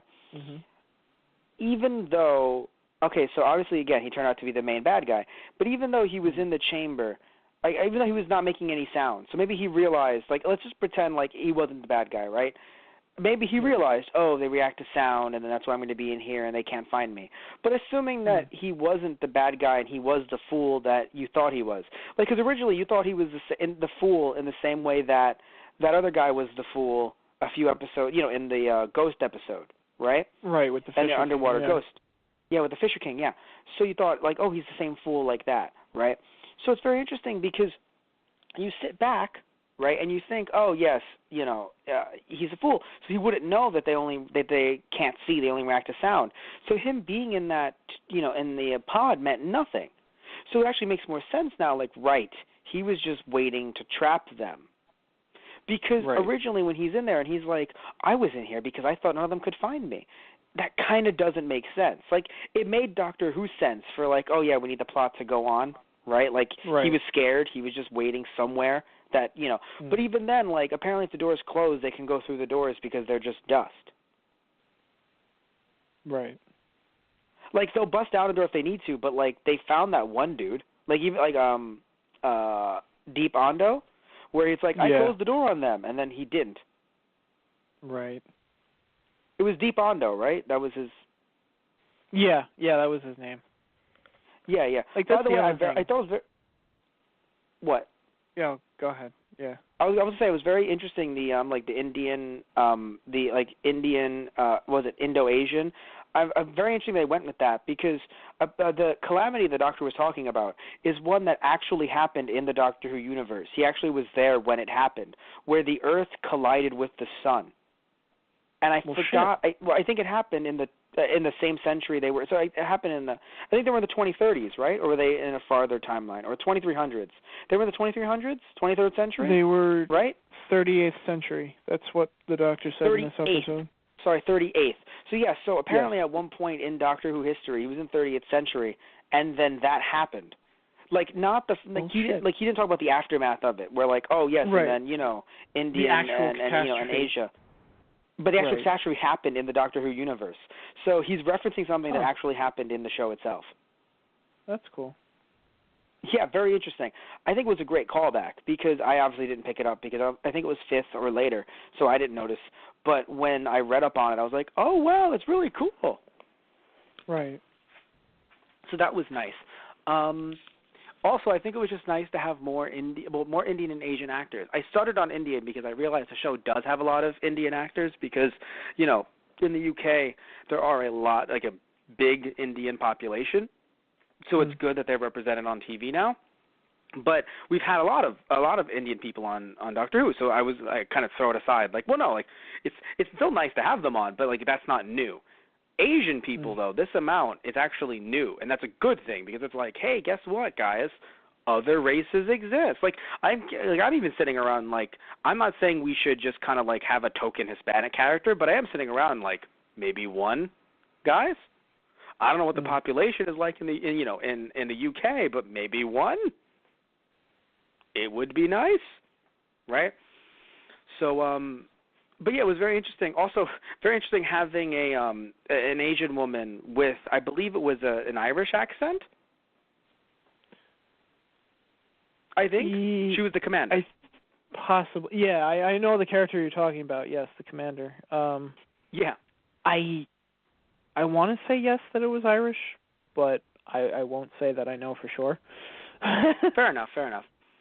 Also, one thing I thought was very interesting that I actually really did enjoy. Speaking of representation, I want to make sure I get the actor's name right. Hello, where's the cast? Oh, here is the cast. Oh yes, 474, right? Was played by Bethany Black, and she's actually she describes herself as, she's a comedian as well, as Britain's only goth, lesbian, transsexual comedian. Okay. Then. So she actually had she deals with a lot of black comedy, and I now want to see some of her work because of this. And and so she's trans, and she played 474. And it was so interesting because the character was bred just to be a grunt, didn't necessarily have a gender. But I have to admit that's something that was really nice too, right? Kind of having this character who is genderless, seemingly. Because I don't think they said male or female. They just said you are a grunt, you are 474. Yeah. But to have the character go out in such a blaze of glory, I think was also great. Because, I think when it comes to representation, right? Like when I said the whole oh yes, I don't want to token Hispanic, because the idea is it would be nice to have more Hispanic actors, right, or people coming in who are Hispanic, but I don't want someone coming in and then being like, hello Hispanic, hey, how's it doing, Dr. Holmes? I'd be like, fuck that, no, abort, fucking abort. Mm-hmm. Right. Be like, no, fucking shoot this plot into space. No, we're done. Just because it's in space doesn't mean it's a space plot. Just fucking shoot it in space. I don't care. Let it go into the vastness of space, because that's not what I want, right? It would be, so it's so I don't know what she would want, what Bethany Black would want, but it is nice to just not have her character there and it just being like, hey, look, a transgender character. Isn't it nice that she's transgender? No, it's like she is just part of the universe. So I think I'm still here. I believe Matt was dropped. Just to continue on the topic that he was talking about, yes, it is good to have more of a representation of a diverse group of people within a show, and Doctor Who is usually a good place to do that. And depending on who it is that's being represented, it's up to them to really think about whether that's the representation they want or not. But even just people getting into a series or being on TV or any other media like that it's a good start. At least, if it's coming from a good place, like Matt had mentioned. Like you don't want the character that's representing, your people being negative. But yeah, one thing I wanted to say about the band of people that were all on the spaceship. I always kind of like that idea of you see an outside group that the Doctor's not affiliated with, coming into a place and trying to work together. Because it's usually, in Doctor Who, it's usually this ragtag kind of group of people that are, that are supposed to be a well-oiled machine as a force to go in and do something, but they're all usually at ends with each other, or they're trying to get along with each other. And you've seen this in multiple episodes throughout Doctor Who. And I've always liked that when they bring that onto the show. And it feels like it's something that can be recycled, but as long as you give them their own personalities and each character feels like their own. Yes, that's true, Tristan. Okay. So was under the impression that he was off the air. In fact, Matt Marrero seemingly was. And then we stuttered for 20 minutes. It wasn't 20 minutes. So for 20 minutes while we found out which one was and wasn't on the air. So this is going to be some heavy cutting, although I believe Blog Talk Radio actually cuts silence itself, which is nice, long periods of silence. But holy shit, this is going to be a lot of fun. Also, my phone just stopped hearing you. So even though I hung up, Blog Talk Radio still thinks that I am the host in the queue, which is fucking awkward. Anyway, so, hello again, everyone. This is going to be a very interesting episode because we need to cut it, but then also technically this is airing on Wednesday, so I don't know how it's going to work. It's going to be very interesting. So this might be a week delayed. Who the fuck knows? Okay. But anyway. It's okay, Matt. You stepped into the TARDIS. You came, you went and did something you needed to take care of, and you came back in 5 minutes later. So except you were supposed to come back in right after you left, but since the TARDIS is kind of hard to drive sometimes, you were late a little bit. You're getting better, though. It would have been a week normally, but it was only 5 minutes. Normally. Speaking of that, I have to say that's something else that I don't think I've complained about enough about this iteration of the Doctor. Not just this, of course. It happened with 11 as well. How the Doctor just seems very late. And I know it makes sense. It's a fun character thing. Like, of course the Doctor's going to be late. But I feel like he just become too late. You know what I'm saying? Like, just too much lateness over his time as being the Doctor over the last 2 incarnations, to the point where I know it's like, no, but it's a running joke. But then the actors don't show signs of aging, and then again, like I said, last show, the companions are still on, and then of course we don't really see what goes on in the middle, so it's like, no, the Doctor's like, I've been gone for 5 years, and we're like, yeah, it's been a week, so Clara's still with you. Right. But anywho, so anything else you want to discuss? Anything else you want to say about Sleep No More? No, I think we can move on. All right, then. So I think it's time for us to move on, and we are moving on to the next episode. What's the next episode? When Clara died the first time. Again. Technically the second time. How many times is she dead already? This one's official. This is the actual point, though. The fixed point in space, in time, that cannot be changed. Except when it was.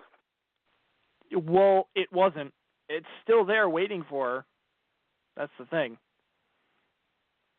Yeah. I'm not, it's funny. I'm not saying that, okay. So it's very rough, right? Because even though I said, hey, I wasn't a big fan of her dying so early, right? I think I would have preferred it happen in whatever the series finale, was, right? I think I would have preferred that.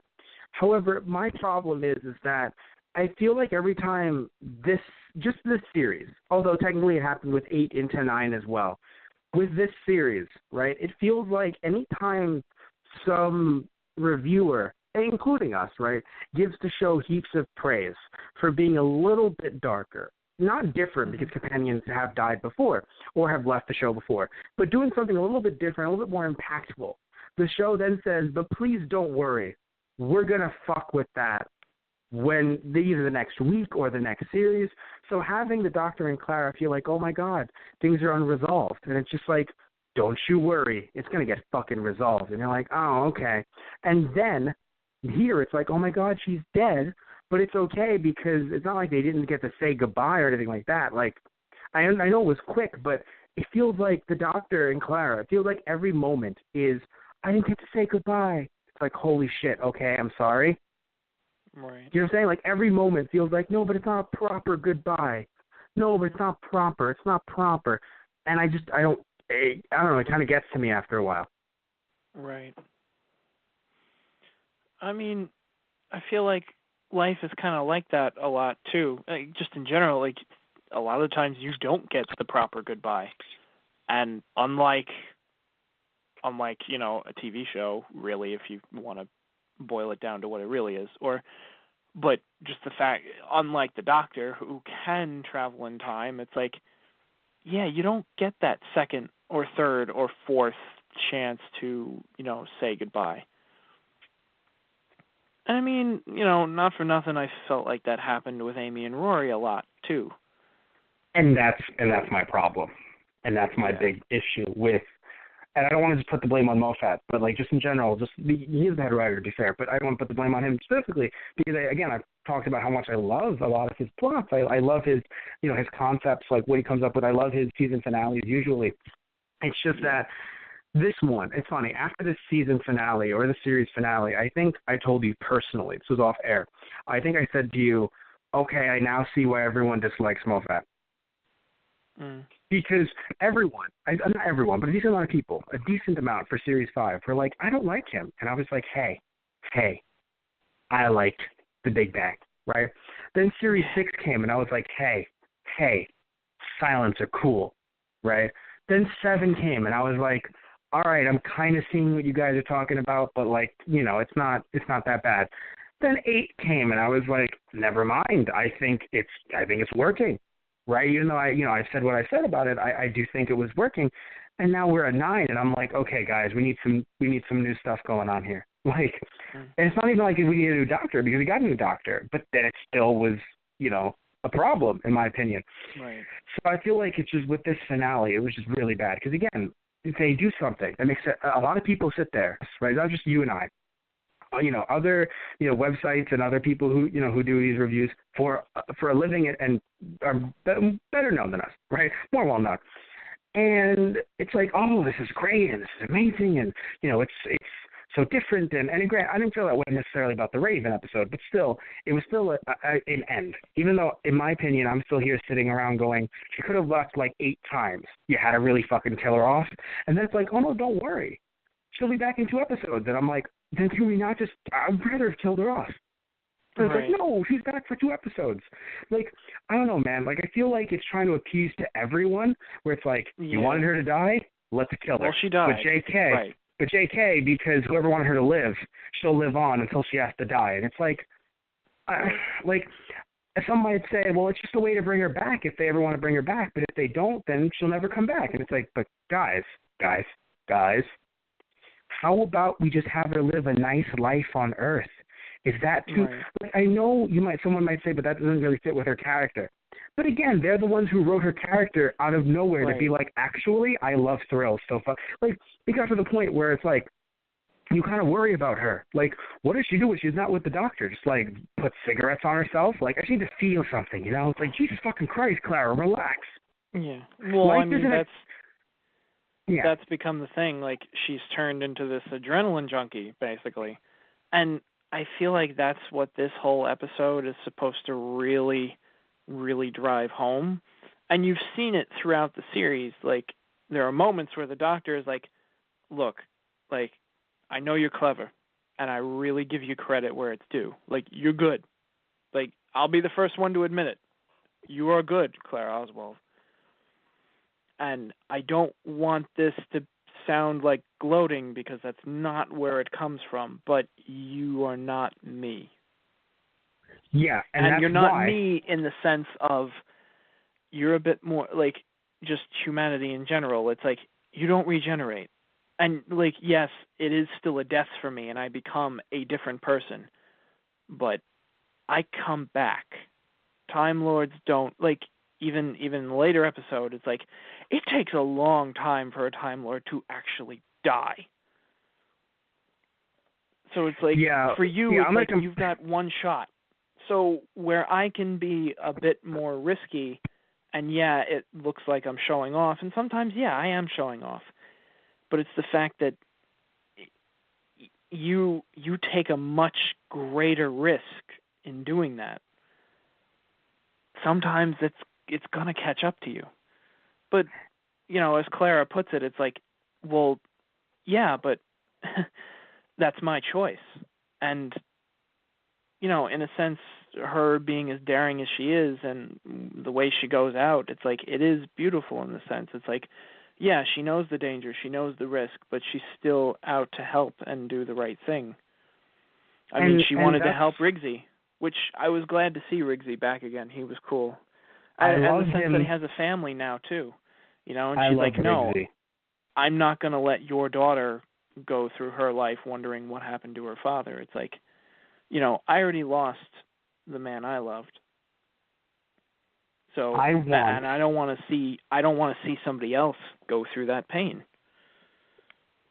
We need the Riggsies on the TARDIS. That's all I'm saying.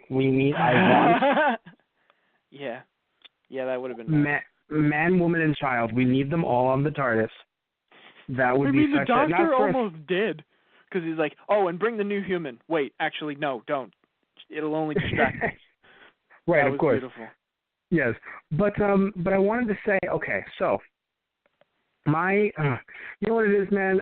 You know, look, we're not going to focus on the next two just yet. Just because you know we have to be a little brief with this.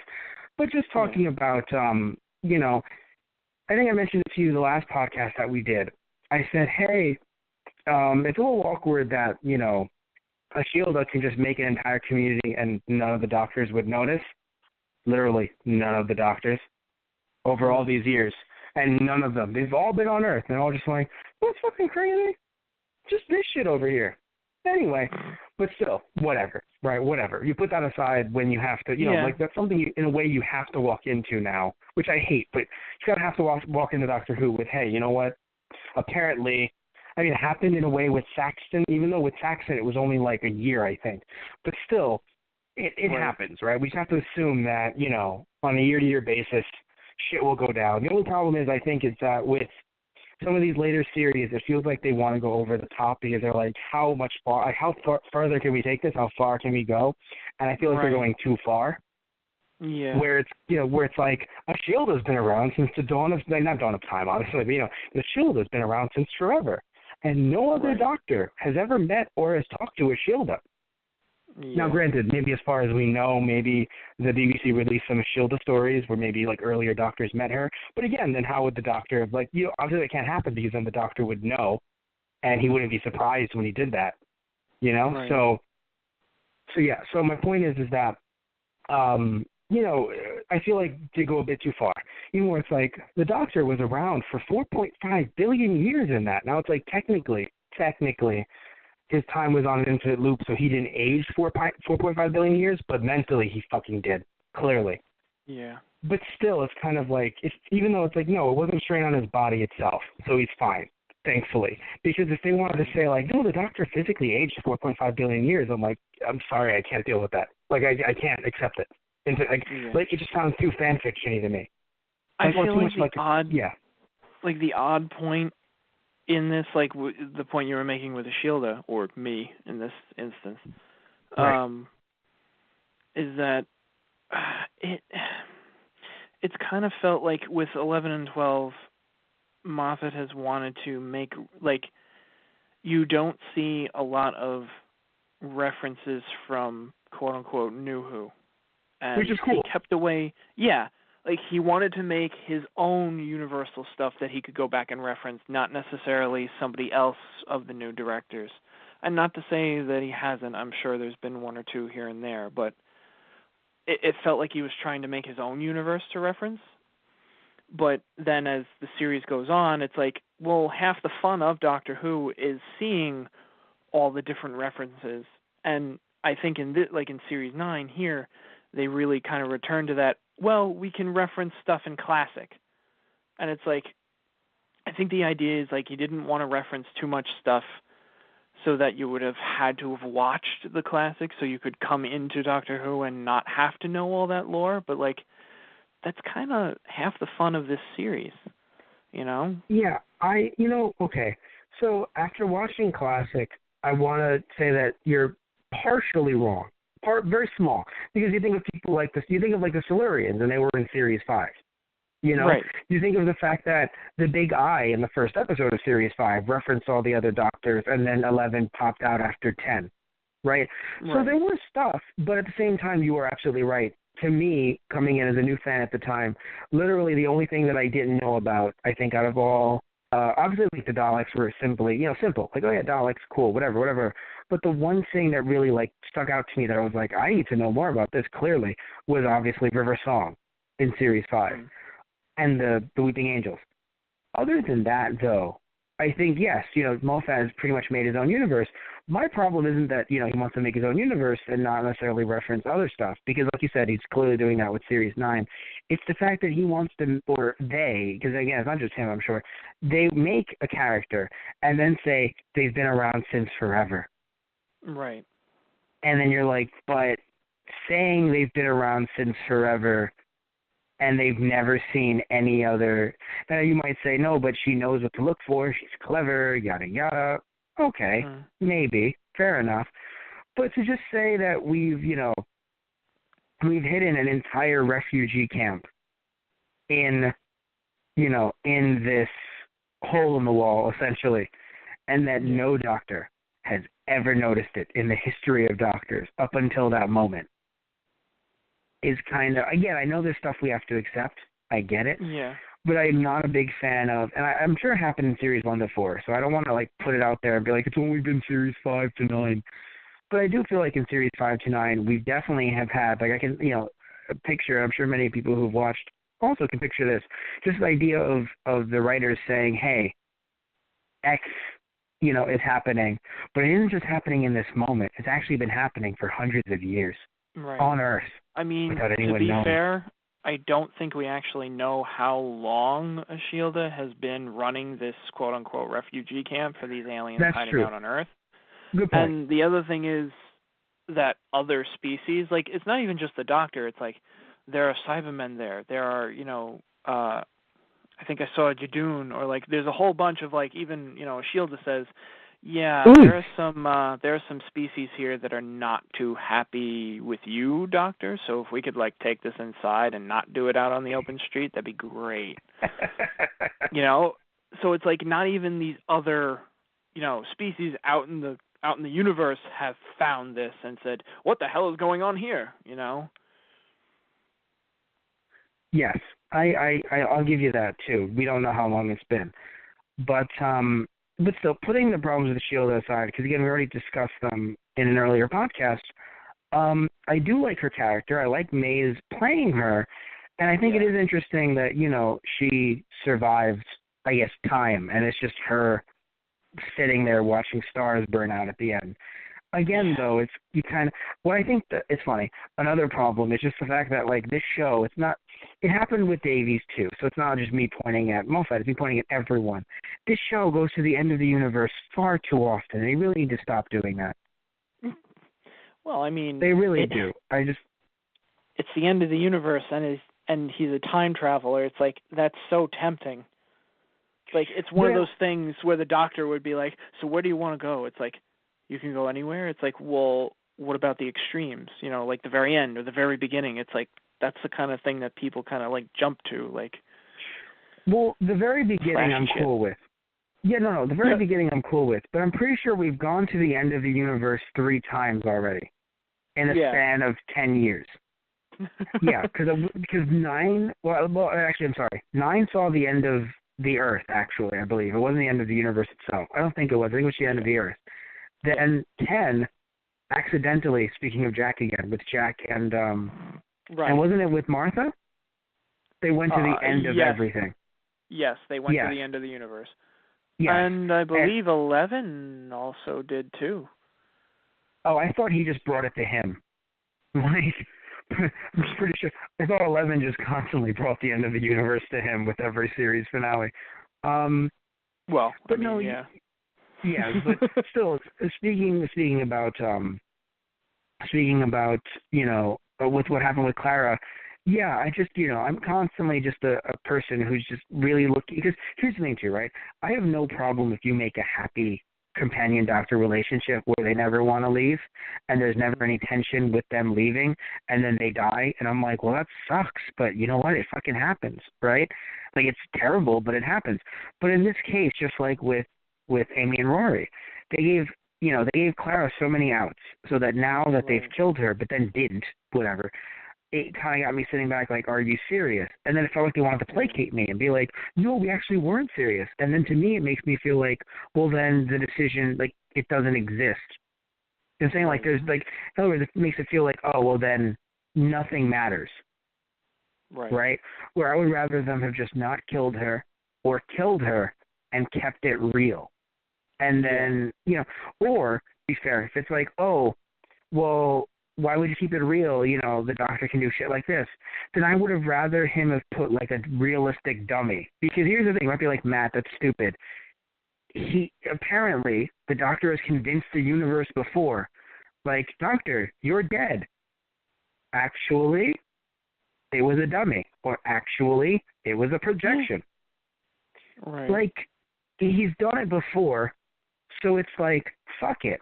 Why won't you just put a dummy there, right? The universe says it. Like, according to the universe, it could have just been a dummy dying. All you saw was that she died. Yeah. But no, it's like, oh no, death will always be there for her. Her heartbeat's just skipping a little bit. Now she can go into space. With the idea of the chronolock and the actual contract that, Ashilda had to make with it, that's what kind of makes it a bit more permanent. And yes, it feels like, I guess you could argue, like that idea has come out of nowhere. It's like, why is this the first time we're seeing this kind of power, I suppose? Yeah, that's another thing that I don't like. Davies did it too with like the bullet that could take out Time Lords. It's kind of just like, hey guys, how in the fuck has it been this long? And just the idea of a chronologue, like the fact that no one has ever thought to use that on the Doctor when it exists, like, are you serious? Like, I know that there's new and fancy and crazy things in the universe as we, see even more of it. Like, there's so much in the universe, and all the universe is, right? There's so much going on. But to just have something that maniacal and for it to never reach the Doctor until this exact moment, it's just like, okay, guys, I want, like, new monsters, new races, cool. But something like this, essentially a brand new super duper murder weapon that no one has been like, you know who I should fucking use that on? That fucker. Now I know it's like, well, Matt, you have to get him into a contract. I don't know. It's just the fact that, the Doctor knew about it, but like, I don't know, the fact that it just seemed like new and inventive, just, of course, because it was new and invented, just for this episode. And also another thing too, by the way, just the idea of like, oh no, her hubris. It's funny, we talk about hubris with the evil Clara, but even with the normal Clara, there's some hubris there. That arrogance led to her downfall. But that is a good message for the children. Sorry, children, but don't be like, it sucks, but you're not the Doctor, right? You want to be like him, but sadly you're not him, and it's sad, but that happens to companions. But it turned into, just kidding, kids. Do whatever the fuck you want. Because the Doctor will always come back for you and bring you back. And though you may not have a heartbeat, it's all okay. Also, I would also like to mention, if she was cool with it immediately, I'd be like, all right, she's liking it. But it feels like it's sickening in a way, because she was like, look, I just want to be dead. And he's like, but you could not be. And she's like, well, fuck it, all right. Like, it feels like she betrayed her own morals. Like, imagine if it was just like someone trying to, like, imagine if I was trying to, like, I don't know, just be like, give you a lot of money to betray your morals, and you're like, no, and I'm like, but I have the money, and you're like, well, shit, he has the money. It's like, wait, you went against your own code. Like, it makes you look bad and the Doctor look bad, because the Doctor literally went against what your dying wishes. Yeah. So the Doctor goes against your dying wishes, then brings you back. Then you're like, please let me stay dead. And then he's like, but you won't be dead. And she's like, well, okay. I feel like it's that idea that Me brings up at the very end. She says to the Doctor, it's like, who kept you together? It's like, Missy, the Master. It's like, yeah, and she loves nothing but chaos. And she wants you to love nothing but chaos as well. She's always trying to bring you to the point of, you're just like me. Stop acting the goody two-shoes guy. We're both the same. And it's like, yeah, you've paired, like the idea of the hybrid being the two of them. It's two people, not just one.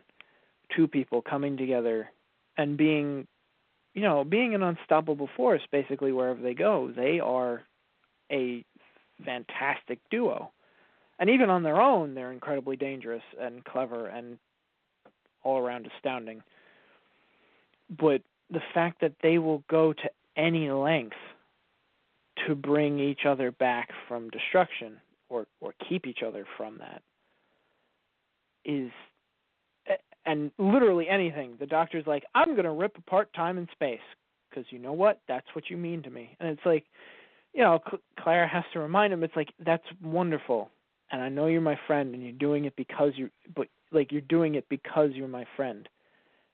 But I have to make you remember, like, you have to step back for a second. Like, yes, you find ways to bend the rules. Hell, I've even told you to bend the rules for me when I was in a bad place. But now it's my turn to look at you and say, you're in a bad place right now. You shouldn't be doing this. Like, I love the fact that you are, but you can't. You can't do this for me. No, I understand. I mean, it's also his first companion, so he's never really gone through this before with anyone else. So I understand why he would feel the need to do something like this for someone that he only met maybe a few years ago. Right. Or less. I get it. That was sarcasm.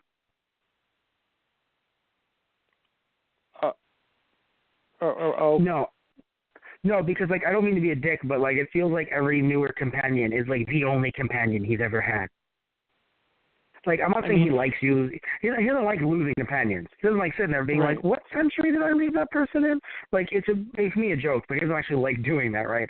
But it feels like, even though, yes, originally her story tied in so much with the Doctor, so it does make sense that he cares about her, and they've been through so much together. But I don't know, like, it feels like he's going to lose Clara. And, like, he just did. And granted, yes, it was like, oh, he has to forget about her. But I don't know. It just feels like that's even worse in a way. Like, it's just like, it feels like they've kind of, you know the concept of in a sitcom, right? Where, you have a sitcom, and then as it goes on throughout the years, certain characters, their character traits, like certain flaws or whatever, get ramped up to 11. Right. Yeah. Or 12 in this case. Thank you so much. I was really... Okay. Tristan, that is the funniest you've been in years. So anyway, I thank you. I love that. That was sarcasm. So, no, that was a glorious pun. Thank you. So, my then point why is... do you want to kill me? My point is that when it comes to Friends, right? Thinking of Friends is the one I know about, right? Where, like, it starts off and, like, yeah, Joey can be a playboy, or yeah, Monica can be, can like things clean. But then by the time you hit, like, season 8, Monica is just like, I can tell, like, I could be in Europe, but I'll know that you moved the couch an inch. Right. Like, you know what I'm saying? Or, like, Joey is just like, I think I slept with that girl through osmosis. Like, you basically, you're sitting there and just like everyone gets ramped up completely, right? Right. So in this case, I feel like they've taken the Doctor, certain traits of the Doctor. Like, he doesn't like losing his companions. And because it's been, it's so long, it's funny, literally Series 10, Series 9 at this point, 9 seasons, even though it's the reboot, so obviously they want us to 60s, I know. But the point is that they've just ramped it up so hard that it's just like, I can never lose another companion again, because if I do, I'll die. Doctor, you'll regenerate. Right, I can do that too, shit. Or but then I'll become another person, and that would be terrible. Or I will lose, my title as the Doctor and forget that promise that I've made to myself, and I will just rain hell down upon the entire universe. You just hear the Master laughing in the background. It's like, yes! Well, two things. That's my problem. I feel like, it's not like he shouldn't be mad, but I feel like I'm kind of sitting there and I'm like, would he have really rained hell for Martha? That's kind of rude. You know what I'm saying? Like, I feel like I feel like it's just certain companions. It's just like, I will rain hell upon him. What about this one? I'm like a mild rain. Like a mild, right. Like kind of like some little hellish raindrops. So it's kind of, I don't know, like it feels like it's, like, I'm just trying to say that, like, I want more Marthas, and I don't want more Roses or more Donnas. I want more Marthas. I just want to be able to. No. I mean, like with the whole erasing mind end. That's what I'm saying. Oh, like, yeah. I don't want. I just want to have a companion who comes on, right, and the Doctor's like, I like you, and I'm like, I like you too, and it's like, want to go travel space together? Fuck yeah! Right. And then they just do for like a season. And they have a good time. Series. Yeah, right. For a season, they have a good time. And that time comes to an end because the companion's like, look, I kind of need to get back to my own life. And it's like, it's not that I don't, I wouldn't like to see you from now and again. Like, that'd be cool if you popped in once or twice here and there. But I have a life to get back to. Yeah, and for anyone who says, oh, but that doesn't sound appealing, just please remember, you can have other monsters take over the whole year, for like overarching plots and things like that. I'm not saying that it has to just be all smiles and happiness. I'm not even saying that someone in that character's family can't die or something like that. You deal with death in that way. And then that companion asks the yearly question, can we change it? Right? I'm not saying that shit like that can't happen. It's just that I'm not a big fan of of this kind of, I'm the companion, but I'm also the alpha and the omega. I'm here to save everyone, but also destroy them. The doctor's like, what do I do? Like, it's kind of like, just have someone travel with you. That'd be real fucking nice. I feel like that's what's happened with, like, Amy and Rory, and now Clara, too. Yeah. And I kind of hope that at least now in Season 10 that Bill doesn't also turn into that. So far, it doesn't feel like that. We don't, and we don't know. I don't know who that is. Actually, it's funny. I really don't know who that is. I just know the face. Okay. I don't know anything else. So, the new companion, I won't spoil anything. But yeah, I know. I know that there's a new companion, but I assumed that it was Bill. But anyway, so other than that, it's nice, but I just want a nice companion. That's all I want. But anyway, so as we're wrapping some things up, just a little bit here. What was it? I wanted to discuss with you Hellbent. That's the name of the episode, right? Yes. Yes. Well, that's episode 12, Hellbent. I know. Oh, I'm sorry. Then what was episode 11 again? Episode 11 is Heaven Sent. Thank you. Sorry. That's funny. Anyway, Yeah. but yeah, see what they did there. Because episode 11 is the Doctor's own personal hell. That was one thing I did like that started at the very beginning of the series and moved throughout the entire thing. It was kind of a thing that was always there in the background, and it still held its relevance. When Missy first brings it out, this is the Doctor's confession dial. It's basically his last will and testament. And now we see it again here. It's like, oh, so that's what that is. It's like, yes, this is my own personal portable hell that I carry around. Oh, well, the thing is, it's not like he's supposed to. Well, the thing is, it's not like he's going to be trapped in there. Right. His confession is, but he's not supposed to be trapped in it. That's the scary thing about it. And that's the thing that even Clara gets incredibly pissed off at the Time Lords. Holy shit, the Time Lords pull a lot of crap. Because, that's the thing. He's like, it was never meant to be a torture device. It's supposed to be, facing your demons and purifying yourself before death so that you can go peacefully, so you don't end up a wraith down here in our archive. But no, they turned it into a torture device. Okay, but here's the thing, right? Fuck the Time Lords, obviously. We have to put that out there. We do. We have to, right? But it's not like the Doctor's been a saint. I'm sorry. Oh yeah, fair I don't know. I feel like at least in recent memory, you do think about it though. You're like, what has the Doctor done recently to the Time Lords? And technically not much, unless you want to count the 50th as recent. But still, it just, I don't know. It feels. I mean, technically you can count what the 10th did as recent enough, but still, I don't know, man. It feels like. I don't know. It feels like they both sides have did something to each other. It's not just always the Time Lords. Not always, anyway. Although I have to say though, it's just so weird that when just the way the Doctor was trying to trick them, it was kind of like, okay, they should have seen it coming, but they didn't. But my whole thing is that I think just the Doctor, even though it was regeneration, I don't know. I feel like I'm like, okay.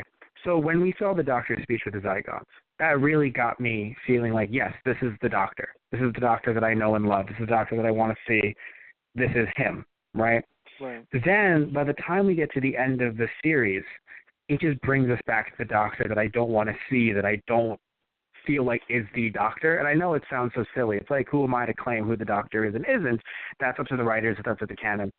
But my thing is, it's just I just look at this, and I'm like, okay, apparently the Doctor is just someone who goes against someone's dying wishes, kills someone else. It's like, well, yet again, someone like, oh, this is regeneration, but going with what Tristan has been saying, which I'm not trying to refute when he says it. I'm a little, I kind of, discuss it with you a little bit more heavily, but to, give it to you, yes, a regeneration is a death, right? You're changing, you can change it someone else, right? But still, It's the doctor even going, Clara how many? says that to him, too. Yeah. Like, you just killed a man. It's like, that's how far you'll go for me. You literally just shot him. Oh, even the doctor's like, oh, he'll just regenerate. I even asked him. He's like, how many you want? 10. Good luck. You too, sir. Bam. but like, still, I don't know. You it's just still murdered someone. Yeah, like, yeah, and wouldn't that's be what the I'm first saying. time. Yeah, no, and like, yeah, of course he literally got up and was like, I got better, right? You know, she got up, mom. Yeah. But still, I don't know, man. It was still a thing where I just feel like, you know, I feel like kind of like Clara's death turned the doctor into someone that he wasn't supposed to be. But in my head, like, okay, I was happy they didn't have like a physical relationship. Yeah. But in a way, I feel like it would have made more sense. And maybe that's just me. Maybe that's on me. Maybe I'm a bad person for thinking that. But, like, look, you're my friend, right? And if something happened to you, I would want to take revenge. I got to be honest, right? I would feel anger, remorse. I would feel so much, right? But I wouldn't sit there and be like, do not call me Matt Murrow anymore. I am now Dark Lord. Like, what the fuck, dude? No, literally, like, I am not the doctor. It's like, dude, Hi, chill the fuck. That's what I'm right. Thank you.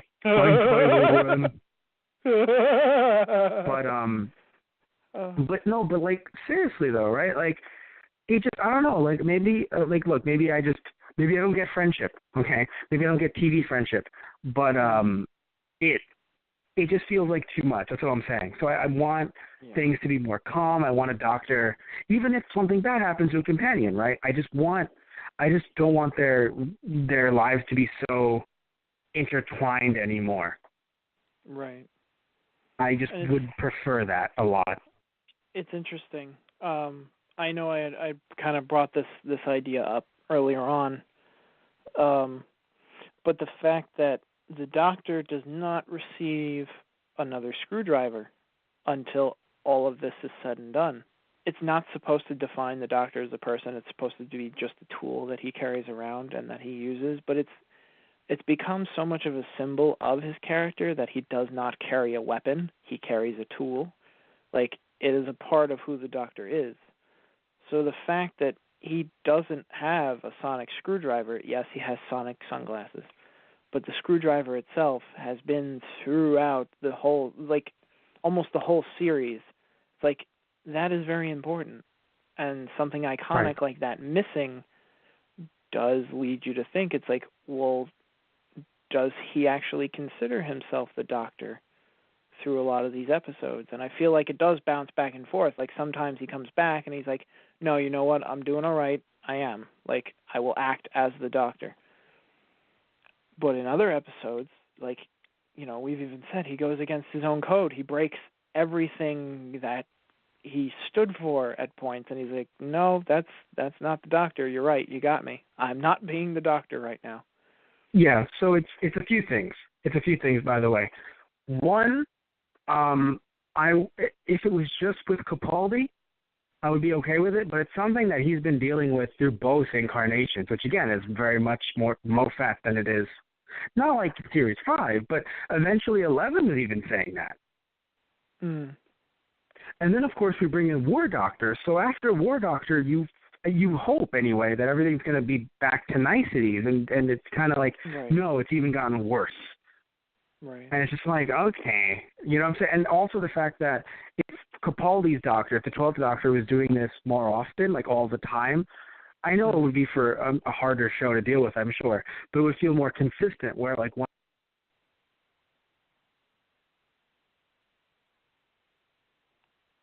Hello. Right? Imagine if I just went days where it's like, Matt, are you okay? Is your depression acting up? Yes, and I'm not Matt. It's like, okay, this shit again. Yeah. You know what I mean? Like I know it's like, well, Matt, his name isn't the Doctor, but for all intents and purposes, it's been the Doctor for 60 years now. Right. Or Basil. Us, the fan. Yeah, I know. Maybe we should stick to what we've got. No, but it's been the Doctor. He's been calling himself the Doctor to everyone. It's been the Doctor. Like in universe, it's been the Doctor. They don't call him anything else. Unit literally Unit literally has an account that literally is called the Doctor. Like who's writing over this? The Doctors. I know, but he needs an actual name. The Doctor. What bank? Just put it in there. Put his paycheck in. Yeah. So, yeah. So, I don't know, like, I also just having to erase his memory, it kind of makes him, like, okay, look, I've loved Clara feeling like she's on par with the Doctor, right? Yeah. But I feel like, in a way, it's like the show is undermining him to make her seem better, which I don't think is making fans happier. Like, maybe I don't know what they thought. Like, they thought, oh, the fans are going to like that. I don't really think that they were. Because, again, it's like we have to erase his memory because the problem is him. She's good without him. And then she'll travel with Ashilda throughout time and space. And it's like, guys, unless you're making a spinoff out of this, it's weird. Because if you want to make a spinoff with the two of them, I'm actually game. Right. I'm actually very down for that. More so than I think. It's funny, everyone hearing me complain over this series, they're like, wait, you're fucking down for that? Yes, because I don't hate Clara's character. And I don't hate, I mean, I kind of feel mixed about Ashilda. But I'm okay with the two of them teaming up to go fight aliens in space. Again, I'm not against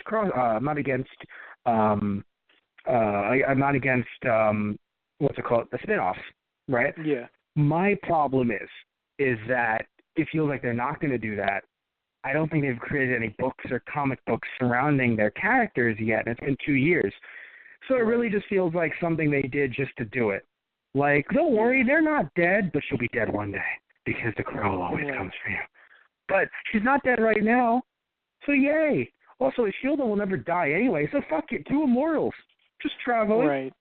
Yeah. It's like, cool, thanks, I guess. I mean, it's odd because in a way it's like the Doctor kind of giving Ashilda. It's like, well, now you have another immortal to travel with. I didn't plan it that way, but, well, there you go. Yeah. Yeah. And for the Doctor, for him, like you had said, they're kind of undermining him.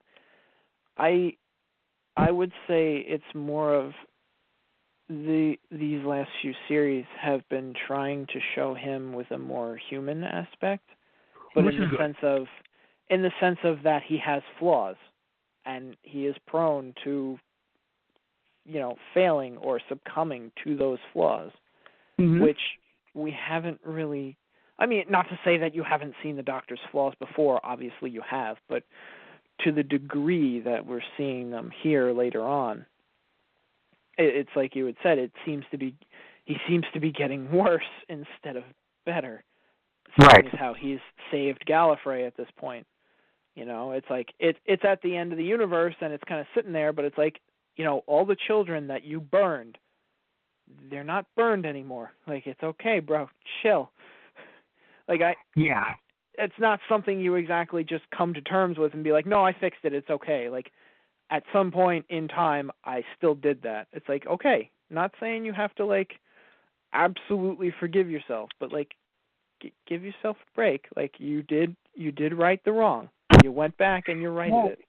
Well, I think every Doctor should have at least one moment where they mention the war. Every Doctor, I think they can have that moment. My problem is that, like, I don't think it's funny. That flaw isn't like something that, again, has never been seen before. It's not like something you can't bring up. My thing is, it's not like, oh, new flaws. But no, it's just flaws that apparently it's like Clara doesn't have. It's like you get to the point where, like, they literally, what it is, dude?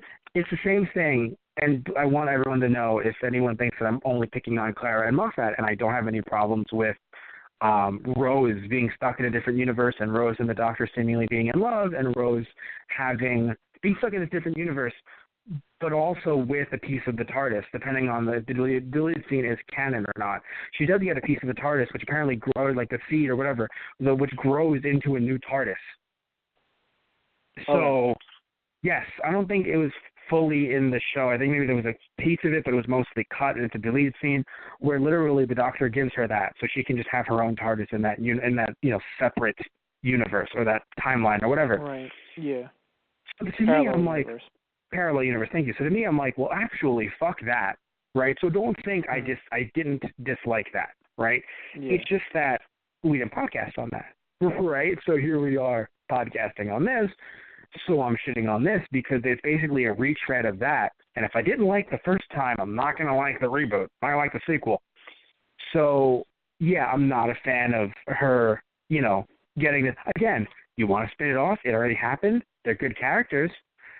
But I think she would have been better off either staying dead or it's just leaving her at her own fucking house. Like, I need thrills. Go fucking skydiving. Right. Meet someone nice. Do something, because after a while, you can't blame her when the doctor is the one taking her. Because the doctor could just not take her. What's she going to do? He keeps the world hostage? Yeah. If the doctor doesn't take her, she could work at UNIT. She could find Martha. Work at UNIT with Martha. That always struck me as something odd, that you don't see Martha, because she was a part of UNIT. At least I'm pretty damn sure she was at the end of her, and Mickey and her were working together. I guess maybe they went off freelancing together. No. Not as a part of UNIT, but. No, they were with UNIT, but they were like a foreign part. They weren't in the UK. They were abroad. Oh, but still, that's. I know. You're right. No, you're right. You're right. You're right. But she could have joined UNIT. I mean, there's a lot of things that Clara could do, but it feels like nothing will give her as much of a thrill as traveling through time and space as it did. But I feel like a big problem for me is with the companions. It's trying to like simulate, tearing them away and simulating that loss, but then patching it up with, it's okay, they're not actually gone, they're off doing this, or, they're sent back in time, or, they're somewhere at some point. And to think of it that way is kind of nice in a way, but it also takes away from the fact that a point that the Doctor, and I think this series makes, is that, human existence is finite. And you kind of have to make it the best you can with the time you have. Like, the Doctor goes throughout all of time and space, but he always says, it's like, even when he was talking to Ashilda, it's like, she's like, they're just smoke in the wind. They all disappear, they all die, they all leave you behind. You're the one that's immortal. Even the Doctor says it, like, I try to not make attachments too much, but then, he always comes back to the realization of, but it's beautiful for what it is and when it is. And just because it's going to end, and of course we always return to the idea that the Doctor hates endings, but it's like, just because something ends doesn't make it any less beautiful for what it was when you had it. Yeah, unless there's anything else you want to say about this collection of episodes, I would like to wrap this up by just saying that if you bring them back into the show, both characters, even though the Doctor has had his memory erased, which I don't like, but still, even if you bring him back and then God knows what happens, because it's not like he's like Donna, it's not like he'll remember and his brain will explode, right? So if you bring them back into the show, some point over the next 5 years, then I think this ending wasn't worth it, but at least it existed for a reason. But if they're just assumed that, oh no, they're just off in space traveling and the Doctor never saw them again, bullshit. Right. Just gonna put it out there, sorry, bullshit. You literally could have had her live a nice life on Earth, and someone might go, but that's not what she wanted. But again, she wanted to die. So apparently we don't care about what she wants. Yeah. Right? So, like, what's she going to do? Literally eventually one day go, I'm bored. Guess it's my time to die. Like, you know what I'm saying? She can see all the wonders of the universe and go, you know what, Ashilda? I'm kind of bored. So can you just pop me back there just to die? Like, what do you have to do? Go back to the Time Lords to do it? Like, what do you... Yeah. Like, who's going to plop you back there? Honestly, that's what she was saying. It's like, oh, yeah, we'll go to Gallifrey. That's what we're doing. We're going to Gallifrey. But we're going the long way around. And I love Ashilda just like, so do you think they could take the chip out of my head, or am I just waiting for, the Big Bang, but in reverse? So that I'm destroyed completely. Yeah. Yeah. That's the thing, man. Actually, one thing I'd like to mention. Again, I want to clarify with you. The Doctor, even though it's like, I went through 4.5 billion years, he didn't physically go through that, because physically he was in a loop in the same way Clara is. So mentally he did, and that's a problem. But physically he didn't. Right? Yeah, because that I feel like it's the idea that the teleporter, that the quote unquote teleporter that he went through, it has a copy of him from when he first got there. After that moment, it becomes a loop. So then, the moment that he steps in, like he says, it recreates me from what I was at that moment on. Right. So yes, mentally he's going through it, but like you said, physically he is still copied from the very first moment that he stepped in there. Oh wait, actually, I'm sorry then. So then I'm wrong. He didn't go through 4.5 billion years because technically he kept on dying and being rebirthed. Yeah. So really he went through like what, a week? A month, I don't know. maybe? No, because think about it, dude. Every single time he says, wait a minute, I'm recreated. So I do this task. I realize I've done it before, right? Because we saw the first time he ever realized it. That's when we saw the first. Because even though there are all those skulls down there, it's like, no, but it's the first time I realized it because it couldn't have been millions of other times because why that one time he decided to break through? Like, like you wouldn't have multiple, even though he's the doctor, I still feel like if you're going to do something one way, you're going to do it that one way every time in that same scenario. You know what I mean? Like, if it's kind of like, if you don't change any variables, I think it would be weird if I recreate something with you and you don't change any variables. It's all the same. If one time you're like, let me walk over to the left instead of to the right. It's like, wait, why did you do that? We didn't change any variables. Like, you're thinking, like, everything is the same. Nothing was moved at all. Why would you want to move to the left? You didn't have to pee to go to the bathroom. You're saying, like, nothing was changed. So you would think that that's the first time we saw him, even with all the skulls. You would hope that's like, yeah, the first time you saw him because that's the first time he discovered that, you know, the block that he kept on chipping away at. But even then, even though it's like, I went through it so many times, but you died all those times, so you don't remember them. We see them, but you don't remember them. So if he was only alive for a week trying to find it each and every time, or like a month, then you were gone for a month. You weren't gone for 4.5 billion years. You don't remember every time. If he did, that would be hell. Right. But it technically isn't. Technically supposed to be his own personal hell. And no, and it is his own personal. No, it's not like it's not his own personal hell. It is, but it's a month of hell. It's hell light. I mean, I'd say any time in hell would be hellish. Difficult. Or there you go. But seriously though, he didn't experience it though for years. So like he comes off a little bit whiny when he's like, I've been there for 4.5 billion years. But how many did you personally live through? Felt like a month. Puts 4.5 billion years. Oh. Like, I don't know. Like to me it'd be like, Matt, you've been trapped here for 8 million years. I was asleep for 7 million years, and I can't do the calculation. But the point is that I was awake for a month. That sucked. I was in hell. That was torturous. But I can't say I was trapped for 8 million years. It's like, no. You couldn't even feel. You didn't even know what was happening. Literally, every time was a new scenario. He didn't carry over his memories or his feelings from the last one. Yeah, if the copy is exactly, the way that he describes it.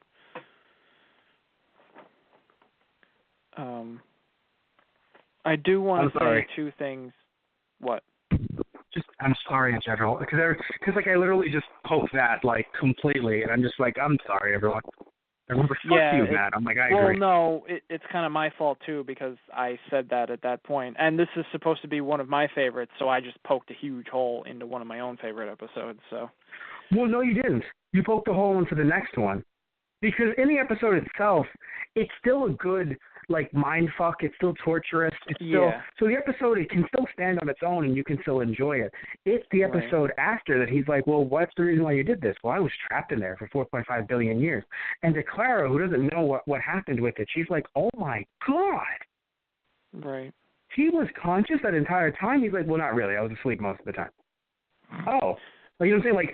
Like, according to the doctor, it makes it feel like it was just, unless, I will admit, unless when he gets out, he now remembers all of it. Yeah. In that case, I'll give it to them. But in terms of in the moment, it was all God knows how many. mind you, probably trillions, because they were all really short bouts. So trillions of different doctors. Right. You would think the skulls would kind of you would think, but trillions. But still, unless he remembers all of it after the fact, then it's really irrelevant.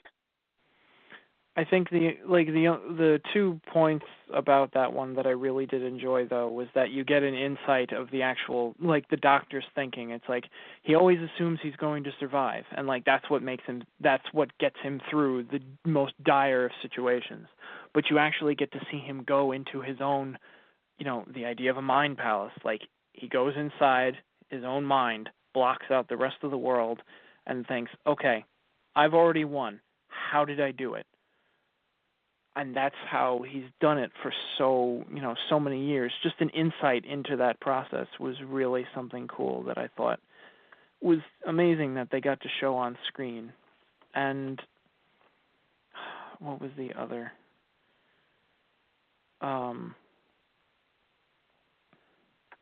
That was enjoyable, though. Yes. No, I really did. I really did like that. Another, I guess, at the end of it, or not the end of it, but at one point he says, he's talking to Clara in his head, who's not actually there. Yeah. That, why do I have to keep doing it? Why do I have to always win? Why couldn't I, why can't I just stop? Why can't I give up the ghost? Maybe it's my time to rest. Maybe it's my time too, Clara. But it's the idea that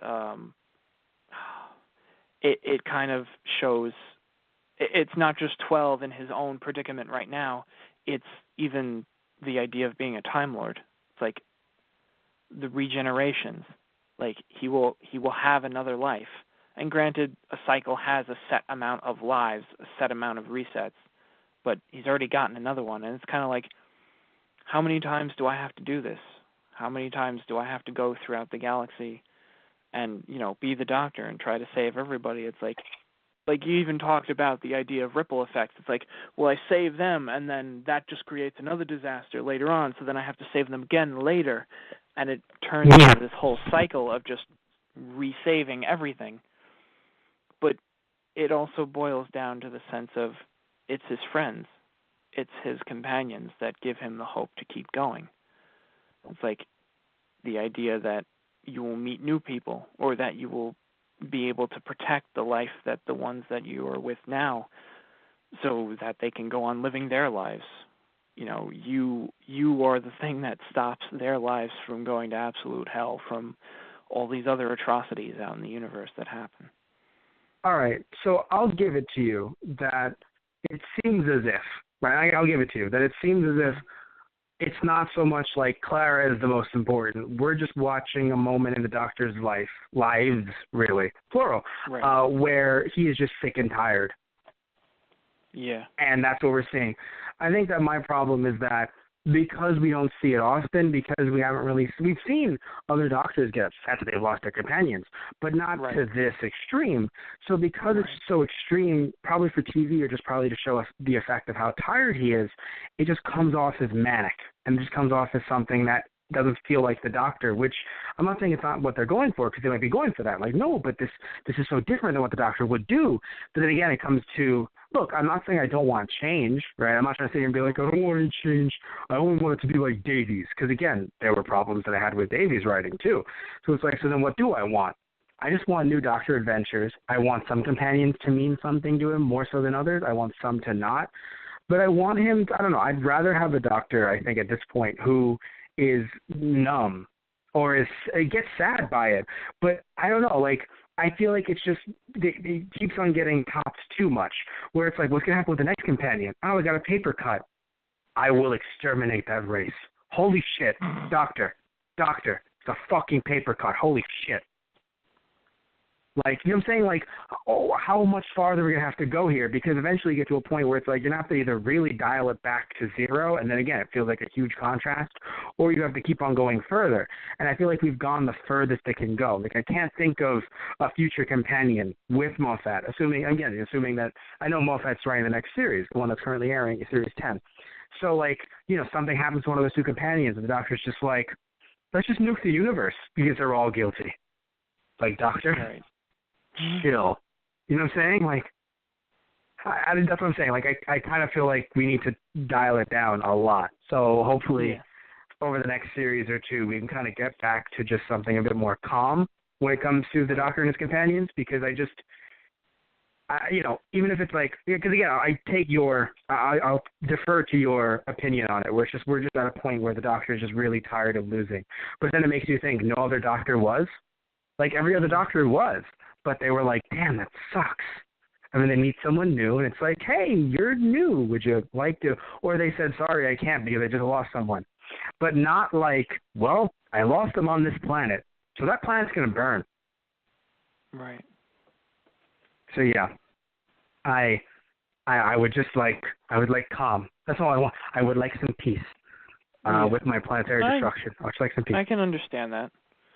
And I think it's only seeing it again, like, because watching the series the first time through, you're kind of trying to absorb everything, and, like, me watching it the second time through, and I don't know, I guess, in a sense, I kind of connect to, I don't know, like, emotional stuff like this, like, I find a connection to. And I'm not saying that other people don't, obviously they do, but that I can...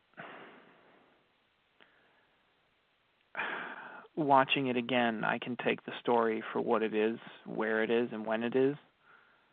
I'm not saying, like, not that I don't agree with you in that there have been flaws, and it's like, yeah, like, I do agree with the sense of, like, how are we going to dial this up the next time, or, you know, can we dial this back without it seeming like, oh, well, you have nowhere else to go now. You have to go back down the totem pole.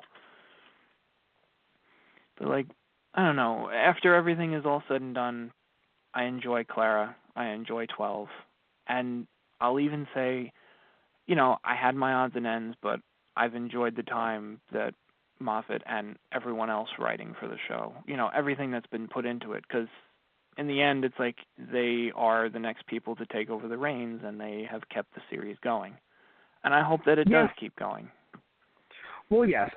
In a way, I just hope that, you know, after a while, I would like to see some new writers on. Now, nothing against Moffat and Gatiss. I still want Moffat to be on. I want him to deliver his yearly spooky episodes. But I would like to see him away from a head writer for a bit and see what else we can do with the Doctor Companions, because I agree with you, right? I'm happy that he took over the reins, and I'm happy that I just feel like after a while, you know, maybe it's not even just a him thing. It's any head writer, especially for a show like this. You end up getting burned out, and then I feel like after a while, you know, you see the same kind of traits repeat. So it's kind of like, I just don't want the next companion to be also the most important thing. And again, see what happens. It might be a difference. It might be like, no, I did it with them, but now I have to do something different. But it just felt like, you know, because Doctor Who isn't a weekly event anymore, like it comes only like 12 episodes a year, sometimes not even a year. Right. It feels longer when you have a companion staying on for 2.5 years. Yeah. Right? Sometimes longer if there's a break in between via like the 50th or just some other kind of break, or, you know, not having a series but then having specials. So then after a while you realize, you're like, oh, damn. Like, you know, this Moffat has been doing this. Like, this version of Doctor Who has been on since, like, 2011, right? So at this point it's been 6 years. And there's only been 2 sets of companions. Unbelievable. You know what I mean? Like, when you put it like that, you're like, holy shit. Like, minus the newest companion. I'm not counting the newest. If you don't want to count 2017, then fine. 2015. Still, 4 years. 2 companions. Right. 2 sets. I'm not a fan of that. Yeah. Right? So, yeah. And I know the breaks aren't his fault, right? But still, 2 sets of companions. I would like some more variety. So, it seems like we're getting more variety with the newest series, and hopefully we get some more even after that, because I just want more varied companions. Right. So, anyway. Thank you all for listening, as always. We're going to cut it right here. Went a little long, although I don't know how the cut in the middle is going to sound. But, yeah, so thank you all. Love you guys, and take care. So say goodnight, Tristan. Thank you, everybody, and good night.